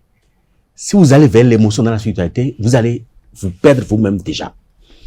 Et vous allez créer plus de dégâts. Parce que, je donne un exemple ici, sur ce plateau, il y a quelques mois. Un Bokono bien connu, actuellement il est en prison, c'est même un confrère, mais qui est beaucoup zélé, qui est trop zélé. Si tu mets l'émotion dans le phare, ou même, tous les médecins savent de quoi je parle, c'est comme une déontologie. On ne met pas l'émotion pour soigner physiquement ou spirituellement quelqu'un. Il a vu que il y a une mère, ou la maman de l'individu, est à la base de ces problèmes. Il dit, ta maman est sorcière, c'est ta maman qui veut te tuer. Le monsieur rentre à la maison, il tue sa mère. Parce qu'il a tellement eu de problèmes que, c'est le dernier recours où il est allé vers, mais voilà, on a dit que c'est sa maman, il vient, il tue sa mère. On l'emprisonne. Et c'est quelques mois après que la petite sœur à sa mère, agonisante, elle a révélé que c'est elle qui est à la base de ses problèmes et que c'est elle qui a tué ses enfants. Parce qu'elle a tué les enfants. Le monsieur a perdu tous ses enfants, a perdu son boulot et est devenu presque un moins que rien. Une épave dans la société. Voilà, tout le monde est parti. Mais c'est la petite sœur à sa maman qui est à la base. Mais le frère a vu que c'est sa maman qui est à la base. Le frère n'a pas menti. Parce que la petite sœur à ta mère, c'est aussi ta mère. Il est allé tuer sa mère, il va en prison, et c'est en prison maintenant qu'il découvre que c'est la petite fille à sa maman qui a fait tout le jeu. Mais la petite fille à sa maman est aussi sa maman. C'est pour ça que le Bokono ne doit pas faire avec l'émotion. Quand on voit ce genre de choses, il faut avoir la tête posée et chercher la solution. Parce que tu vas dire à quelqu'un, ta femme a commis l'adultère. L'enfant que ta femme t'a donné n'est pas ton enfant. Le monsieur n'a jamais eu d'enfant. Et c'est la première fois qu'il a d'enfant. Et tu lui dis que l'enfant qu'il a n'appartient pas, ne lui appartient pas. Mais il peut tuer sa femme. Il peut empoisonner sa femme et le tuer. Vous le réagissez très rapidement. Donc il faut toujours être posé. Vous voulez dire quelque chose? chose? Je disais à Fidèle qu'il doit avoir le courage. En matière de la femme, on n'est pas crampé comme ce que tu dis, sinon tu risques d'avoir une crise. La femme est mutable à tout moment. Mutable. À tout moment. Et il n'y a pas une femme. Mais vous écoutez, il n'y a pas une femme âgée. Avec l'âge qu'elle a fait avec moi, elle ne peut pas faire ça. Il faut enlever ça de la femme va faire. La femme n'est Donc, jamais c'est- âgée. La Non. femme est toujours une petite fille, comme tu l'as vu, à l'âge de 18 ans, 16 ans, 20 ans. Donc, faut pas dire que parce qu'on a déjà fait On a trois déjà fait enfants, trois enfants. elle est avec moi depuis 18 ans ou 20 ans, Non, donc non, elle peut non, plus non. me tromper. Elle peut te tromper à tout moment. Et comme l'infidélité que nous parlons aujourd'hui, le professeur Hazard dit qu'il y a 6 sur 8, mais il dit la vérité. Il connaît ce qu'il dit. Nous connaissons ce qui se passe dans le pays. Les femmes sont infidèles aujourd'hui malgré elles, indépendamment de leur volonté. Comment ça? Ah oui. Il y a l'homme qui a appris à sa femme un rythme. À un niveau donné, il s'est rabaissé jusqu'à... Il est fini totalement. Rythme de quoi? Rythme sexuel. Quand tu Ah, prends ok. une jeune fille, tu es jeune, tu habitues la femme à un rythme au lit. C'est-à-dire 3 coups, 4 coups, 5 coups. Oui, et le corps est comme ça. Le corps prend l'habitude qu'on lui donne. À un moment donné, tu es devenu faible. Jusqu'à... Tu ne fonctionnes plus. La femme commence par te poser des questions ou bien chercher des solutions et avertir les parents et des histoires, des réunions jusqu'à tu n'as plus trouvé une solution. Comment la femme va faire? Voilà que vous avez des enfants et si la femme part, la femme divorce, les enfants seront dans des problèmes. Dans des problèmes. La femme dit, je ne peux pas laisser mes enfants y partir parce que je vais les suivre jusqu'à un âge donné. Si je les laisse maintenant, elles seront quoi? Du coup, elle regarde juste rapidement à côté, c'est ça? Du coup, elle sera là, mais elle va se satisfaire au dehors parce que toi, tu es incapable et tu ne veux pas te corriger. Et tu es absent. Tu es absent. Et la femme, il n'y a rien qui maintient la femme sans cela. Quel que soit ce que tu as, et tu n'as pas ça, tu n'as pas droit à une femme. Ah, il y a autre chose peut-être que Bami va nous dire, mais avant de revenir, oui, Fidèle, vous avez suivi tout à l'heure. Par rapport à ce que Bono avait dit tout à l'heure, je voudrais demander une petite question. Ah bon? Vous me souciez à moi pour la Le micro. Bami Dele a raison. Vous êtes préoccupé. Dans ce cas où le monsieur n'est plus capable de faire son devoir envers la femme, et la femme, les contraintes ont fait que elle aussi, elle peut plus quitter ce dernier. Mais elle serait là, en train de faire ça au dehors. Moi, je préfère que, moi, je ne peux pas supporter. Vous ne pouvez pas supporter. Oui, moi, je préfère qu'elle parte. Je sais que... Mais pourquoi vous aussi, vous ne remplissez pas votre devoir conjugal? Pourquoi vous n'êtes plus... Pourquoi le rythme, en fait, les 4 coups que vous faisiez avant quand elle avait... J'ai un cas pareil où le monsieur est venu me demander un jour. Conseil. Le monsieur est avec sa femme. Et sa femme, elle commet d'adultère au dehors. Et le monsieur n'avait pas constaté. C'est un ami qui a constaté le truc. Il m'a informé. Moi, j'ai dit à l'ami que je ne peux pas informer le monsieur. Ah bon? Pourquoi vous avez peur? Non, j'ai peur. Je ne peux pas l'informer. Et que s'il peut chercher des moyens pour informer ce dernier, il n'a qu'à le faire. Et bizarrement, un jour, le monsieur même a découvert la réalité. Et quand il a découvert, il est venu me voir, il m'a dit, si c'était toi, comment tu vas faire? Je lui ai dit, le jour, moi, j'ai appris ça là. La femme ne va pas passer la nuit là, dans ma chambre. Pourquoi? Moi, j'ai été très honnête. Oui, parce que si... Tout à l'heure, vous avez dit de ne pas être émotif avec la femme. Non, oui, mais à un niveau donné, là, elle va partir. Vous avez vu comment... Oui, vous savez, le problème qu'il y a, c'est que il y a quelque chose qui a manqué dans notre éducation. On ne nous apprend plus à aimer et à gérer un foyer. S'aimer ne suffit pas pour vivre ensemble. Je l'aime elle-même là. Ça ne suffit pas pour vivre ensemble. Mais le problème fondamental, c'est de voir est-ce que, parce qu'un homme qui s'associe à une femme pour fonder un foyer renonce à une partie de sa liberté. La femme aussi renonce à une partie de sa liberté. Dans un passé très récent, moi j'ai vu au niveau de nos papas, hein, où l'homme a découvert l'infidélité de la femme, ne l'a pas chassée, mais ne mange plus ce qu'elle prépare, ne fait plus l'amour avec elle, mais elle est là, elle s'occupe de ses enfants. Les enfants n'en savent absolument rien. Les enfants ont grandi et on voit papa et maman là, mais papa et maman ne sont plus ensemble sexuellement parlant et sentimentalement parlant. Mais est-ce que c'est pas une façon de renforcer l'infidélité de la femme Non, mais c'est une façon de préserver Oui, l'évolution de l'enfant. Ça ne veut pas dire vous que... êtes d'accord avec moi Oui. que comme un chanteur célèbre chinois a chanté, ce que ça mange, c'est ça que ça mange. Oui, Alors, c'est ça, je vous dis. comme une divinité. Alors, lorsque vous laissez la divinité comme ça, sans aucun entretien, Une fois que rituel. la femme commet l'adultère, vous avez 3 possibilités. La première, c'est de la purifier, donc faire l'expiation pour qu'elle continue à être votre femme. La deuxième, c'est de la faire sortir. La troisième? La troisième, c'est de la maintenir là, mais vous n'êtes plus couple. Pour préserver l'avenir de l'enfant, des enfants. Donc, en fait, c'est ça. Donc, c'est à vous de choisir la meilleure option pour vous. Parce que vous allez renoncer à une partie de votre liberté pour les enfants. Donc, est-ce que, s'il n'y a pas d'enfant, il n'y a pas de problème. Il n'y a pas d'enfant, la femme qui va l'adultère le matin, à midi, elle est dehors. Bamidele, dites-nous, est-ce que pour vous, il n'y a que le sexe qui peut amener une femme à être infidèle? Vous qui scrollez un peu les réseaux sociaux, vous écoutez beaucoup d'histoires, vous écoutez beaucoup de ce que vous qualifiez de béret, si on peut le dire ainsi. Est-ce que pour vous, aujourd'hui, il n'y a que le sexe qui peut rendre une femme infidèle? Est-ce qu'il n'y a que le sexe qui peut Le micro, oui. Bon, pour commencer, c'est la femme qui se marie. Vous comprenez un peu? C'est la femme qui se marie, Oui. c'est important ce qu'elle dit. Si une femme décide de rester vraiment, elle va rester. Si une femme t'aime vraiment, elle va rester. Vous comprenez un peu? Mais c'est quand la femme genre, ne t'aime plus, quand ça ne va plus bien, elle est une femme tellement ambitieuse, elle suit ses amis, ami va dire viens faire ci, viens on va faire ça. Vous comprenez un peu? Déjà une femme qui est mariée n'a pas droit à l'amitié. Une femme mariée n'a pas droit à l'amitié? Non. Tes amitiés seront genre des femmes de tel rang, quoi, de telle catégorie. Donc pour vous, si je comprends bien, je vous coupe pas, hein, la femme mariée ne doit pas avoir pour amis célibataires, par exemple? Non, pas trop, non. C'est pas possible. Ah bon? Non. Pourquoi?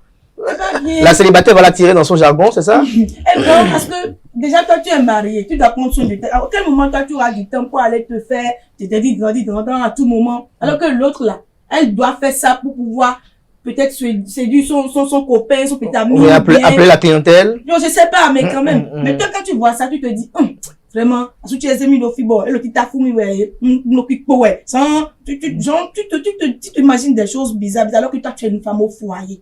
La femme au foyer, là, c'est autre chose. Des femmes du dehors. Du dehors. Oui. Mais lorsque vous êtes une femme au foyer, et que par exemple, vous apprenez de la voix d'une copine à vos femmes mariées, peut-être, que votre mari vous trompe dehors, est-ce que c'est une raison suffisante pour le quitter? Non. Mon mari me trompe dehors. Déjà, si je suis là, heureuse... vous souriez, dites la vérité. Hein. Si je suis heureuse, déjà, si moi je ne t'aime pas, je ne peux pas aller jusqu'à un niveau, jusqu'à aller coucher avec toi. Non. C'est quand je t'aime que je... Parce que quand l'homme fait tout pour avoir la femme. Il fait tout. Oui, l'homme se dérange. Quand l'homme te suit, par exemple, te suit comme un mouton, il fait tout. Mais le jour où l'homme t'avoue comme ça, là, c'est à toi, la femme, maintenant, de courir derrière lui. C'est à toi, la femme, maintenant, de tout faire pour le garder. C'est à toi, la femme, maintenant, de tout faire pour rester dans ce foyer. Bon, c'est compliqué. Et pour rester dans ce foyer, comment il faut faire? Comment il faut faire? Comment il faut faire? Comment il faut faire? Ce que tu peux faire pour rendre ton homme un peu fou de toi, c'est tout. Ah, le rendre fou de vous. C'est-à-dire quoi? Utiliser tous les moyens possibles? Pas tous les... Bon. Oui. Si c'était moi, je vais bien... Ton ventre là, je prends bien soin de ça. Je prépare des choses. Mais il y a le ventre et le bas-ventre aussi. Ah oui, je prends bien soin de toi au lit. Genre, je suis prête à tout. Mais lorsque vous faites tout ça là pour lui, et que vous voyez que peut-être en ville, vous avez appris qu'il sort avec quelqu'un en ville, et que vous, Bami, on vous a même amené, vous avez vu peut-être dans une position d'infidélité avec une femme. Est-ce que c'est suffisant pour le quitter? Non. Donc vous êtes d'accord avec ce que les autres hommes ont dit ici, que l'infidélité de l'homme est tolérable? Bon, l'homme a droit à plusieurs femmes. Déjà, si moi, je suis heureuse, rien ne me manque. Qu'est-ce que vous mettez dans rien ne vous manque? Quand je demande quelque chose. Comme quoi? Tout ce que je peux demander pour être à l'aise dans ma vie. Et puis mon homme me donne. Mais est-ce qu'il n'a pas les moyens? Mais pourquoi il va ailleurs alors? La maison n'est pas encore satisfaite, tu vas ailleurs, pourquoi? Il faut avoir des moyens avant de chercher beaucoup de femmes. Ah bon? Non, mais c'est pas tout à fait vrai. On peut ne pas avoir les moyens. Il faut qu'on soit rassasié d'abord. On peut ne pas avoir les moyens. Et avoir une femme. On peut pas avoir les moyens et avoir une femme dehors. Maintenant, tu dis la vérité. Parce que la femme qui est au dehors peut dire que c'est elle qui a les moyens. Et c'est ces moyens-là que l'homme vise. Donc l'homme peut ne pas avoir les moyens. Ah bon? Ou peut ne pas comprendre sa type. Oui, mais bien sûr. Mais ça, c'est le péché, c'est pas bien. Non, Mais là, j'ai 3 hommes qui disent la même chose. Non, c'est pas la femme. L'homme va faire la femme. L'homme qui sait qu'il n'a pas les moyens ou qui n'arrive pas à satisfaire complètement le foyer. Faut pas aller avec la femme à cause de son argent. Non, c'est pas. Merci de me l'enseigner. Non, c'est pas aussi simple que ça. Non, c'est pas un péché. Mais la femme va vers l'homme. La femme va vers l'homme qui a les moyens. Mais pourquoi l'homme ne peut pas aller vers la femme qui a les moyens? Elle dit que c'est un péché. En fait, le problème dont on parle, c'est très profond. Et ça interpelle les mères d'aujourd'hui. Parce que un mari qui est mal éduqué, c'est la faute forcément à une femme.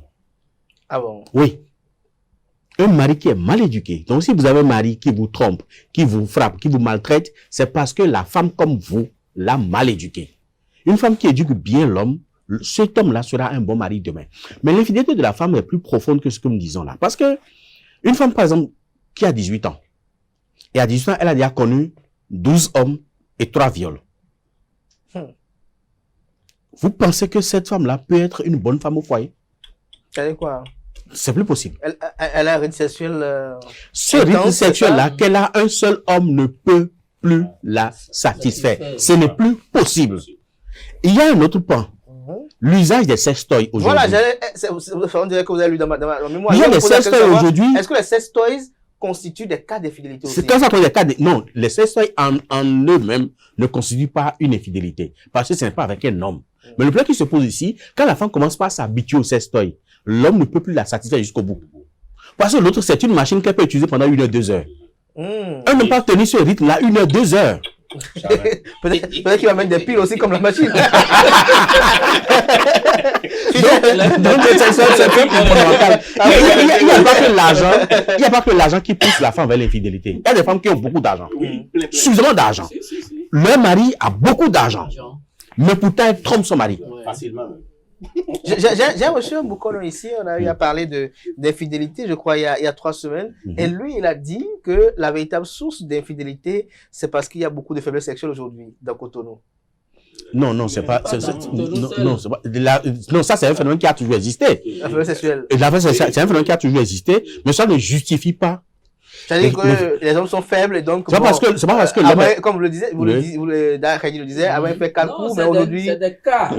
C'est des cas, on ne peut pas généraliser. On ne peut pas généraliser. C'est la faiblesse sexuelle, non. Il y a des hommes qui sont faibles, mais leurs femmes ne commettent pas l'adultère pour autant. Mais Fidèle, comment vous percevez les relations aujourd'hui qui se tissent sur les réseaux sociaux? Vous voyez peut-être des couples aujourd'hui, on les voit un peu avec des musiques en bas, un peu sur les TikTok, on voit un peu, Bami peut-être va revenir dessus tout à l'heure, et on voit des couples qui se forment, ça va bien, on voit 1 an, 2 ans après, paf, tout disparaît encore. Et déjà, on dit, elle a été infidèle, il a été infidèle. Est-ce qu'on peut épouser sur les réseaux sociaux? C'est impossible. La femme, tu dois connaître la famille de la femme. Ouais. Et tu vas étudier la femme et tu vas l'examiner pendant un temps. Avant de dire, je vais au mariage. Mariage, c'est pas une amitié. Non. Non. L'amour ne suffit pas pour faire un mariage. Parce que vous savez, s'il n'y a pas de garantie derrière. Une union. La fidèle est tellement choquée qu'il a perdu son lexique carrément. C'est qu'il faut une garantie derrière l'union. Il faut que l'homme ait comme garantie la caution morale de sa belle-mère et de son beau-père, si les deux vivent. Il faut que la femme aussi ait comme garantie une caution morale de son beau-père et de sa belle-mère si les deux vivent. Mais s'il n'y a pas de garantie que vous vous êtes vus entre vous deux, vous avez conclu une union entre vous deux, mais ça va encore capoter entre vous deux là-bas. Oui. Ça, c'est clair. Plus rapidement possible. Et moi, je dis souvent une chose. Quand vous voulez choisir une relation, il faut viser d'abord la base. Une femme que tu veux prendre en charge. Et souvent, c'est ce constat que j'ai fait. Ses parents ne sont pas restés ensemble jusqu'à la fin. Quand tu maries ce dernier, en fin de compte, il peut y avoir problème. Oui, comme il peut ne pas avoir problème. Même la majorité, j'ai fait ce constat, j'ai analysé, mais je constate que il y a c'est en grand nombre, il y a ça. Parce que moi, je vais prendre un exemple de moi-même. Quand moi, je prends ma chérie, souvent quand je venais à la maison, chaque fois qu'elle quitte le boulot et elle rentre, elle ferme la porte. Elle peut ne pas aller au boulot pendant une semaine, elle ne sort pas de sa chambre. Et je dis, mais la fille là, elle est malade ou quoi? Mais un jour, je suis allé voir maman, elle a dit, chaque fois là, je constate que la fille là, d'abord, elle n'a pas d'amis. Tu viens à la maison, elle est là, si elle allume télé, elle peut rester là. Et ma maman a dit, tu sais que tu as une chance. Elle me dit que, tu sais qu'elle a reçu une bonne éducation. Et c'est l'éducation qu'elle a reçue qui fait qu'elle se comporte de cette manière. Et un jour, j'ai abordé ma chérie, elle a dit, mais toi, depuis qu'on est ensemble, je te voyais pas avec des petites amies, tu peux avoir des amis, dit, aujourd'hui, je vais aller chez toi. Il dit, je vais te dire fidèle. Tu sais pourquoi? Je ne voudrais pas me créer de problèmes moi-même. Si j'ai un ami maintenant, aujourd'hui, on a pris de la pâte. Lui, il peut toutefois ne pas prendre de la pâte, mais il peut me dire que son homme lui a fait ci, son homme lui a fait ça. Et si elle commence pas à entendre ses ambitions que l'autre femme lui conseille comme des conseils, et elle va se comporter de cette manière, elle va toutefois simplement m'éduper. Mais en fin de compte, c'est l'autre qui la apporte, qui l'a chargée, et ce qu'elle ne devrait pas faire, elle a commis ses erreurs. Mais pour éviter ça, c'est ça qui fait qu'elle reste dans sa cage. Elle n'aime pas se courtoiser à quelqu'un ou s'approcher à quelqu'un pour se créer de problèmes. Et c'est de là que j'ai dit, ça veut dire, si c'est ça, Dieu m'a donné une bonne chose et que moi-même je ne savais pas. Et depuis lors, c'est que j'ai essayé encore d'augmenter le volume de comment je vais la gérer pour qu'elle va rester toujours comme ça. Est-ce que vous trouvez encore du temps pour gérer un peu dehors? Non, pour gérer au dehors, en toute honnêteté, d'abord, quand tu es un entrepreneur, d'abord, il faut avoir le temps. Parce que le stress des clients te met la pression au point où, si tu vas te dire, tu vas aller chercher au dehors même, c'est pas la peine. Et aussi, moi, je dis une chose, moi particulièrement, moi, je dis, souvent, mon papa a l'habitude de me dire, quand tu entreprends une activité, et tu cherches cette femme, demain tu cherches ci, demain tu cherches ça, ça a des vibrations où ça peut toutefois commencer par te ralentir. Donc, ce mot-là que mon papa m'a dit, moi, j'essaie toujours de respecter. On peut beau parler, on peut beau dire tout, mais créer une relation de façon vraiment sexuelle, je ne le fais pas. Vous ne le faites pas. Je ne le fais pas. Et surtout, je vois que l'activité que je mène, vraiment de polémique où les gens sont jaloux de toi, ils cherchent par quel moyen on va passer pour avoir ce dernier. Si c'est, tu vas passer, je connais des amis qui ont vécu des cas. Il y a un ami que je l'ai connu, on l'a recruté sur une ferme. Et quand il est venu sur la ferme, le technicien qui était déjà sur la ferme, entre-temps, eux, ils bouffaient tout. Et quand le gars, on l'a amené en tant que technicien, les gens disent comment on va faire. Parce que les gens vendaient plus de 5 millions en un mois. Mais le promoteur n'a rien. À peine il a 500 000 francs. Et quand ce dernier est arrivé, ils ont dit comment on va faire pour pouvoir avoir. Mais ils ont essayé de mobiliser une ou deux femmes dans la zone. Et le gars aussi, il aimait un peu la femme, il est tombé. Oui, et c'est là, et j'ai vu des cas comme ça que j'ai vu, ça fait que moi-même, je suis vraiment très réticent par rapport à ça. J'aime pas me laisser aller par n'importe quelle femme. Non. Mais avant de revenir à Bami, parce que la question, elle a beaucoup plus d'éléments d'appréciation par rapport à ça. Dites-nous, Daredi, est-ce que selon vous, puisque vous aussi vous faites quand même quelques capsules aussi sur YouTube, même si c'est en langue fond pour vous parler de FA, est-ce qu'aujourd'hui vous ne pensez pas que le mirage qu'exposent les réseaux sociaux sont aussi une source d'infidélité, c'est-à-dire que les femmes regardent parfois comment tel couple vit, comment telle femme vit, comment telle femme vit avec son homme. Est-ce que parfois ces choses-là aussi nous amènent parfois pas à commettre de l'infidélité dans cette quête exacerbée de mieux-être?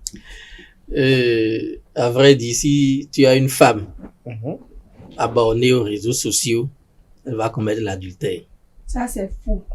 Moi, je suis une femme abonnée aux réseaux sociaux. Je suis un peu reconnue sur les réseaux sociaux, mais je sais ce que je suis venue faire sur les réseaux sociaux. Je suis une femme casanière. Je ne sors jamais de ma chambre. Laisse-moi finir. Je suis une femme casanière. Mais pourtant, je pouvais aller sortir et puis chercher des hommes, non. Mais pourtant, je suis tout le temps enfermée dans ma chambre. Mais est-ce que tout le monde est comme vous? Non, mais quand même, tout le monde, c'est pourquoi je dis non. Tout le monde. Alors, si vous êtes laissez-le parler. Ça me touche un peu. Ça vous touche un peu. Voilà. Je t'avais déjà dit qu'on veut parler de toi. Sois courageuse, d'accord? Voilà. Quand tu as une femme abonnée sur les réseaux sociaux, elle va commettre l'adultère involontairement. Vous avez vos lives, ou bien, comment vous l'appelez? Quand il y a même des coachs femmes qui se disent coachs, qui amènent des sujets au tapis et on fait des lives sur ça et les femmes suivent. Je suis là, on enregistre des trucs, on m'envoie, écoute ce qu'on a dit, écoute l'histoire de telle personne. Quand ta femme commence pas à écouter ça et toute la journée elle est abonnée sur les réseaux sociaux, elle va commettre l'adultère forcé. Ah bon? C'est le milieu qui éduque. L'homme est comme un animal. Quand tu le mets dans une salle ou bien dans la cage et tu fermes, et s'il ne sort pas, il va toujours rester là, non? Mais quand tu lui laisses la liberté de sortir, il va voir des choses. Il va sortir et il va revenir quand il veut. C'est comme ça la femme. Quand tu éduques ta femme, tu le mets dans une position, elle respecte la position. Mais quand tu la laisses sortir, parce que les trucs de réseau, c'est comme si la femme est tranquille à la maison, mais elle est au dehors. Elle est toujours au dehors, elle est tout le temps au dehors. Parce qu'elle est sur les lettres, elle suit les mensonges. C'est les mensonges, hein. Tout ce qui se passe sur les lettres, il n'y a pas de vérité dedans. Les coachs même qui amènent des histoires, telle personne a fait telle chose, c'est des trucs montés pour pouvoir faire parler les gens. Et quand ta femme n'a pas cette maturité, et elle écoute, elle suit les commentaires, elle va commencer par se dire, mais je perds mon temps ici. Qu'est-ce que je fais ici? Pourquoi je ne fais pas telle chose? Voilà des femmes qui font ça. Eh ben, ils sont dans des belles villas, ils roulent des grosses voitures. Qu'est-ce que moi je fais ici? Tu vas te dire que ma femme ne sort jamais. Mais elle sort toujours comme ça. C'est comme ça, elle sort dans les réseaux sociaux. Et un jour, tu vas la retrouver dans la rue. Tu vas te dire, mais comment? Elle n'a pas d'amis. Mais comment elle est devenue comme ça? Tu vas commencer par attaquer les sorciers, tes tantes, tes oncles pour dire que c'est la sorcellerie, c'est l'envoûtement, alors que c'est les réseaux sociaux qui l'ont envoûté. Les réseaux sociaux qui l'ont envoûté. Les réseaux sociaux envoûtent. Effectivement, les réseaux sociaux détruisent beaucoup de choses. Là, vous confirmez c'est maintenant. C'est comme ça aussi, les réseaux sociaux éduquent aussi. La femme aussi, elle m'a dit, banawa toa. Et si bloa. C'est-à-dire? C'est la femme même qui se marie. Si elle ne voulait pas même... Oui, en français. Si elle-même ne voulait pas le faire, elle va pas le faire. Elle va le faire. Il y a des femmes sages, des femmes très intelligentes. La femme n'est jamais sage. Toi, Bami, si un homme, attends, Bami, si un homme veut te détruire, si un homme veut te détruire là, s'il te voit sur les réseaux là, et il veut te détruire, il peut mettre 1 an. Uniquement pour toi, pour te détruire. Et il va t'avoir. C'est-à-dire, il est après toi, il court après toi. Ouais. Il veut avoir tout faire. C'est ça, je dis. Il va tout faire pour te faire sortir de ton. Mais tant que moi, je ne t'aime pas, tu peux jamais me toucher. Mais parfois, on peut aimer la mauvaise personne aussi. Et bon, si je fais erreur, je me retourne après. Ça y est, il n'y a pas. Non, mais tu as fait erreur, non? Mais c'est pas grave. Mais c'est ça, on dit. Il y a des erreurs qui se font. Il y a des erreurs qui se font. Oui. Mais à quel moment Bami peut pardonner l'infidélité de son homme? Dans quel cas? Infidélité de mon homme. Dans quel cas? Est-ce qu'il y a même un homme fidèle? Il n'y a pas un homme fidèle. Mais déjà, tout le monde n'a qu'à savoir qu'il n'y a pas un homme fidèle. Faut mettre ça. Mettons ça dans nos têtes, quoi. Ce sont nos agents, genre, il n'y a pas un homme fidèle. Il n'y a pas d'homme fidèle. Il faut juste prier pour ton homme. Pour que, genre, s'il rentre, il n'a qu'à rentrer. S'il parle, il n'a qu'à rentrer. Faut pas qu'on le garde dehors. Il n'y a pas un homme fidèle. Il n'y a pas d'homme fidèle. Mais il y a un fidèle d'en face de vous. Non, il est fidèle. Fidèle, il paraît que vous savez qu'est-ce qu'elle dit, qu'il n'y a pas d'homme fidèle. Il n'y a pas d'homme fidèle, mais moi je suis fidèle. Vous êtes fidèle. Peut-être que vous êtes fidèle aujourd'hui, mais après ça va te tenter. Il y a des tentations, tu vas te tenter, ça va te tenter. Il n'y a pas un homme fidèle. Juste qu'on doit prier pour nos hommes. Vous avez genre, si tu es une femme mariée, tu pries beaucoup tout pour ton homme. Oui. S'il parle, il n'a qu'à revenir pour toi. Vous êtes sérieux sur la prière, hein, parce que le Dieu est risqué, c'est ça? Vraiment risqué. Le Dieu est vraiment risqué. Oui, parce qu'il y a beaucoup de jeunes filles aujourd'hui. Elles font trop de gris-gris. On se connaît, non? Elles font beaucoup de gris-gris. Vous comprenez? Elles sont les clientes des deux dames, là, c'est ça? Les dames même peuvent vous confirmer. Elles font trop de gris-gris juste pour garder un homme. Alors que c'est pas ça le truc. Tu fais gris-gris pour garder un homme. Homme d'autrui. Ça va te laisser un beau jour. Gris pour garder homme d'autrui. Hein, non, ça va te laisser un beau jour. Donc, ça laisse toujours. Donc c'est pour ça que Bami, elle est focus sur la prière. Il ne faudrait pas que son homme parte et que le gris de Daredji ou de Daza puisse arracher son mari. Mais elle a quand même ouvert un sujet qui paraît quand même banal, mais qui est quand même sur beaucoup de lèvres aujourd'hui, David Kofi Azar. Il paraît que vous recevez parmi vos clients, si on peut le dire ainsi, de jeunes filles qui viennent pour parfois détruire des couples, si on peut le dire ainsi, c'est-à-dire prendre possession d'un homme déjà marié avec un foyer parce que elle veut pas travailler, elle veut juste retirer ses ressources financières pour se réaliser. Je peux pas dire non, mais je ne pense pas qu'à mon cabinet on puisse faire des choses comme ça à des jeunes filles. Comment vous vous identifiez? Lorsque vous voyez pour dire que Fidèle c'est mon chéri par exemple, comment vous savez que Fidèle n'est pas son chéri? On sait que ça ment beaucoup. Ouais. Parce que c'est la jeune fille qui est venue chez toi, qui veut prendre le mari de quelqu'un qui se veut passer pour la victime. Comme quoi c'est son mari qu'on veut prendre. Et il faut empêcher la femme qui est au dehors de prendre son mari, mais c'est elle qui est au dehors, en fait. Et elle considère celle qui est à la maison comme son mari, comme celle qui est au dehors. Donc, il faut faire très attention par rapport à ça, parce que nous aussi, nous sommes des hommes. Mais le problème va même beaucoup plus au-delà, parce que une femme qui veut de toi, Bokono, va prendre par une autre femme pour que tu fasses des choses qu'elle va utiliser maintenant contre toi-même. Et toi-même, tu vas t'emprisonner pour rien du tout. Parce que ce qu'on a dit là, ces connaissances pour charmer, il n'y a pas de protection contre ça. Il n'y a aucune protection contre ça. Ah bon? Ça peut être efficace aujourd'hui et demain, ça va tomber. Mais il y a une vidéo pour ton ouais. Il n'y a aucune protection contre ça. Vous tombez dedans. Ah oui. Ah mais ouais. Ah oui. Mais ouais. C'est pour ça qu'il faut faire très attention à ces choses-là. Parce que vous allez penser que vous êtes en train de faire ça à Henriette que vous ne connaissez pas. Mais Henriette, quand elle va récupérer ça, c'est elle-même qui va l'utiliser. Mais elle va aller remettre ça à Jeannette qui court derrière toi que tu n'as pas accepté. Et Jeannette va t'utiliser, toi, mais tu tombes dans ton propre piège. Donc, Dakhedi aussi peut tomber dedans. Ça peut arriver à tout le monde. Il faut faire attention. Même le prêtre de foi n'est pas épargné dans ce qu'on appelle. C'est pas pour te tuer. C'est pas pour te tuer. C'est pas pour te nuire. Tu dois faire une protection pour dire que. N'arrête ça. Mais Dakhedi, pourquoi vous rendez les maris d'autrui moutons pour d'autres filles, jeunes filles? C'est-à-dire, on voit. Non, c'est pas comme ça. Il y a ceux qui ont tellement faim. C'est pas comme ça. Il y a ceux qui sont rassasiés, ils sont honnêtes.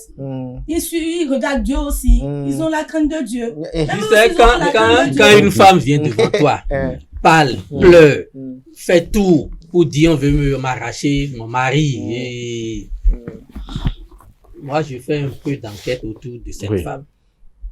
Parce que, tu sais, le métier que tu as fait pendant au moins 30 ans, tu as déjà vécu beaucoup de choses. Mais comment elle a fait puis on veut lui arracher son mari? Elle est comment dans le foyer? Oh, est-ce que vous dites la vérité? Oh. Je te dis, est-ce que vous dites la vérité? Vous dites pas la vérité. Comment tu veux t'arracher ton mari? C'est qu'on arrache un mari. Non, on n'arrache pas un mari. La femme ne fait rien. Ah, donc, il veut prendre mari de tout alors. Bami, donc vous pouvez prendre un mari qui n'est pas bien. Non, un mari qui est mal nourri à la maison pour donc le mari devient un chien qui est mal nourri. Je vais la ramener à la raison. Tu as dit que les filles sortent avec des missiles dans le sac, non? Oui. Et tu dis qu'un homme mal nourri peut sortir au dehors. C'est pas ça. Avant, c'est pas mal nourri, c'est pas la nourriture forcément. Si je comprends. Un homme, il n'est pas à l'aise. Il n'est pas à l'aise. Par exemple, elle te manque de respect, elle te respecte pas, tu te sens plus. Je comprends ce que.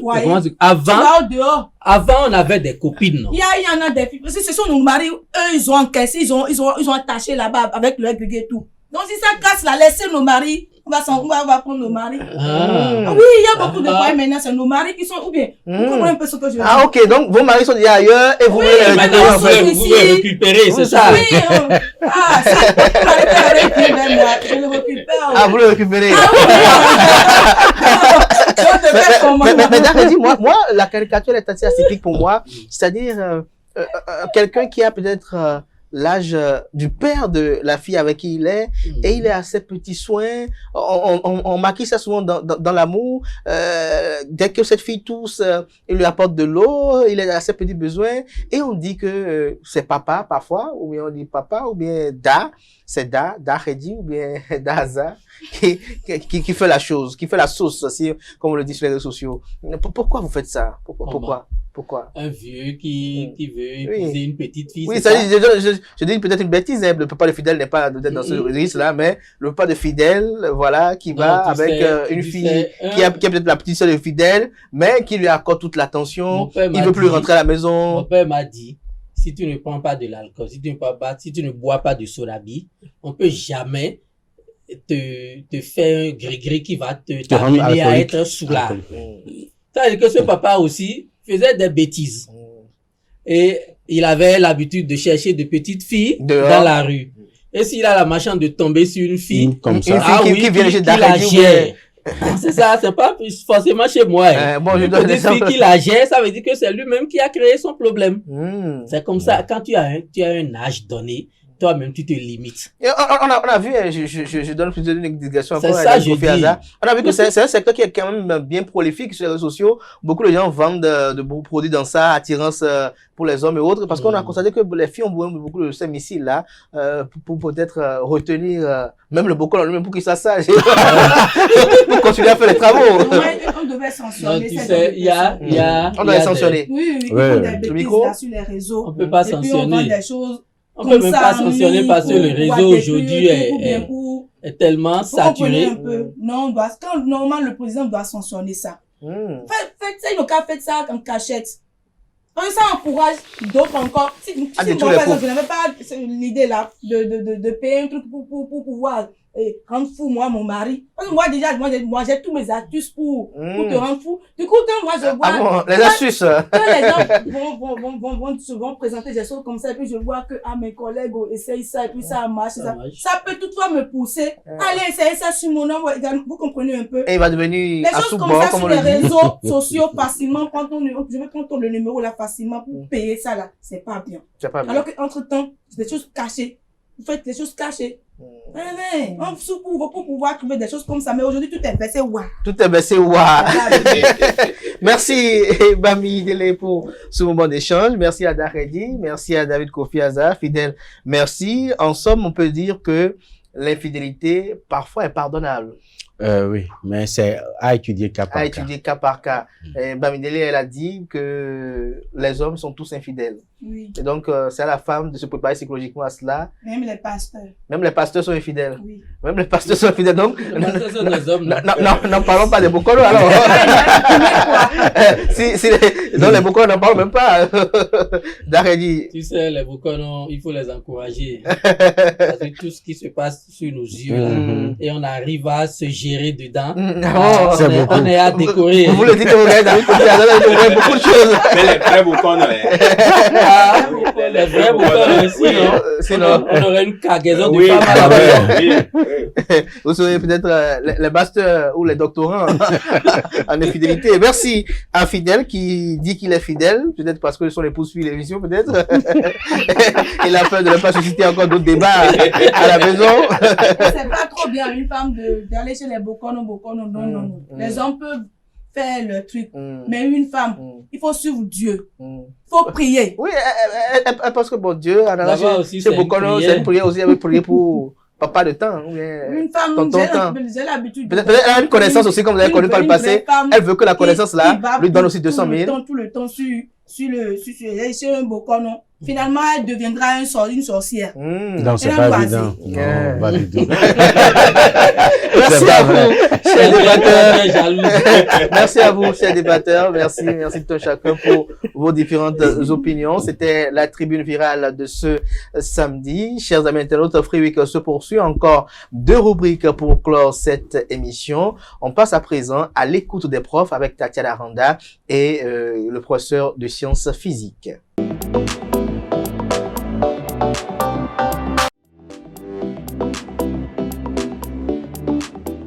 Bien sûr que je suis béninoise, c'est pas une question, mais est-ce que je me sens pleinement béninoise?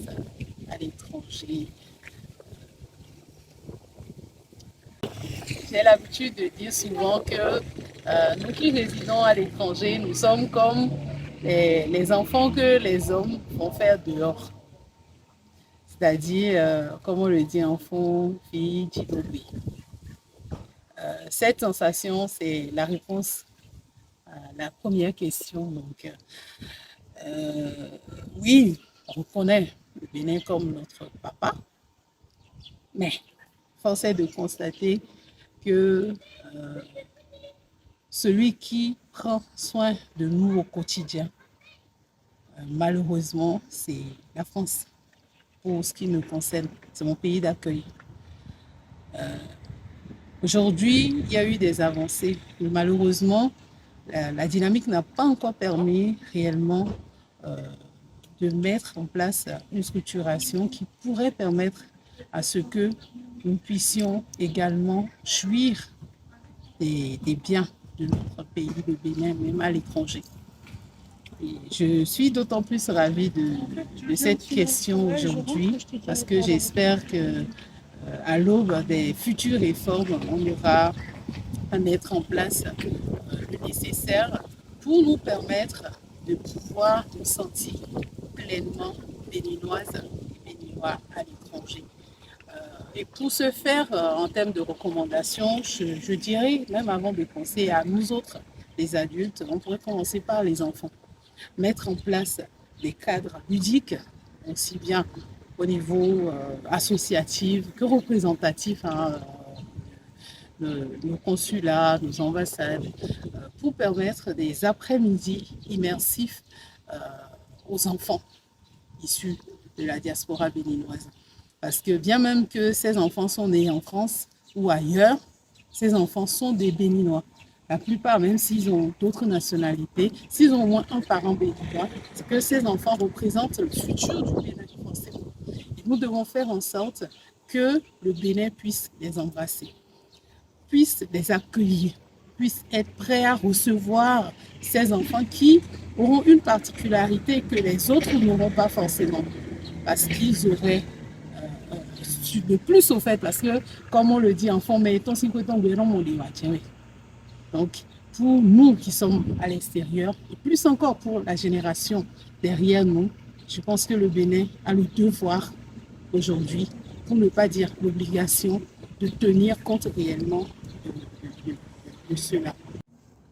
Je me sens béninoise. Mon papa est béninois, ma maman est béninoise. Et est-ce que je me sens pleinement béninoise à l'étranger? Non. Parce que j'arrive pas à faire mes devoirs de l'intérieur ici. Où il y a un projet qu'on descend pour aider au Bénin. On te traite en même temps les Benguis. Et on te regarde de haut. Et que tu n'arrives même pas à terminer ce que tu as proposé. Donc il nous reste beaucoup à faire. Donc, je remercie le président Talon par rapport à tout ce qu'il a mis en place pour le Bénin. Et on le voit ici, à l'étranger. Et on ne fait que parler de le nom du Bénin. On le remercie beaucoup pour ça. Mais il nous reste encore beaucoup à faire. J'insiste sur beaucoup à faire. Et que de nous donner la main pour qu'on puisse arriver à faire ce qu'on a envie de faire à l'intérieur pour aider nos compatriotes là-bas. Oh, Bénin, Bénin.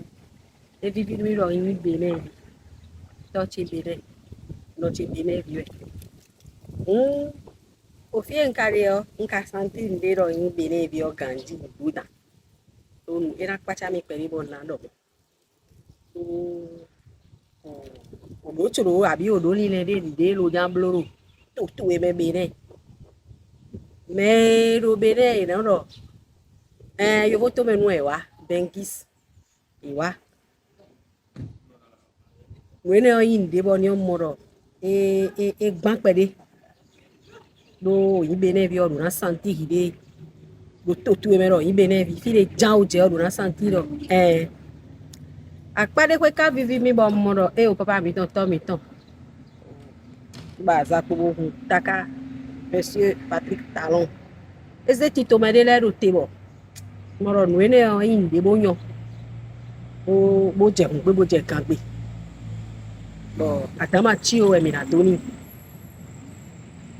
o yin tore me bi o rona de jiro to me bi wa yin bo je fi do na no santi ki de do to me nu emi o wa to me de so na le santi abo na le wa na le ki de yin cho no kun ne o eki de ma bon na go si apa ne o pe o le ko wa fi pe bi eji o mi me je peji lo jifi go peji eye o ni o to gan mi ton me koko e si pon tu to me de lo to do apa ne o pe bo vile o même consul file mi de bo mi no yo re blo we mane si so tu to me de lo te bo ena ya lo gon me lo na bo pe de bo mi na suku ona no pla fie wa hwe bo fie lo na tun lo e die mi ro yo voto me abi e die mi ro peji amo to e mi to me dodo bene we lo na so bene san fo lo fie na e ji we mi de na yo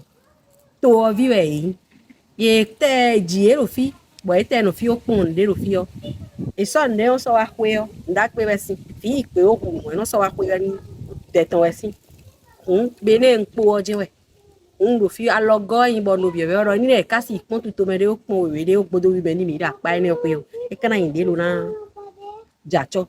C'est la fin de Free Week de ce samedi. Merci pour l'attention, portez-vous bien. Belle suite de programme sur Ezel TV.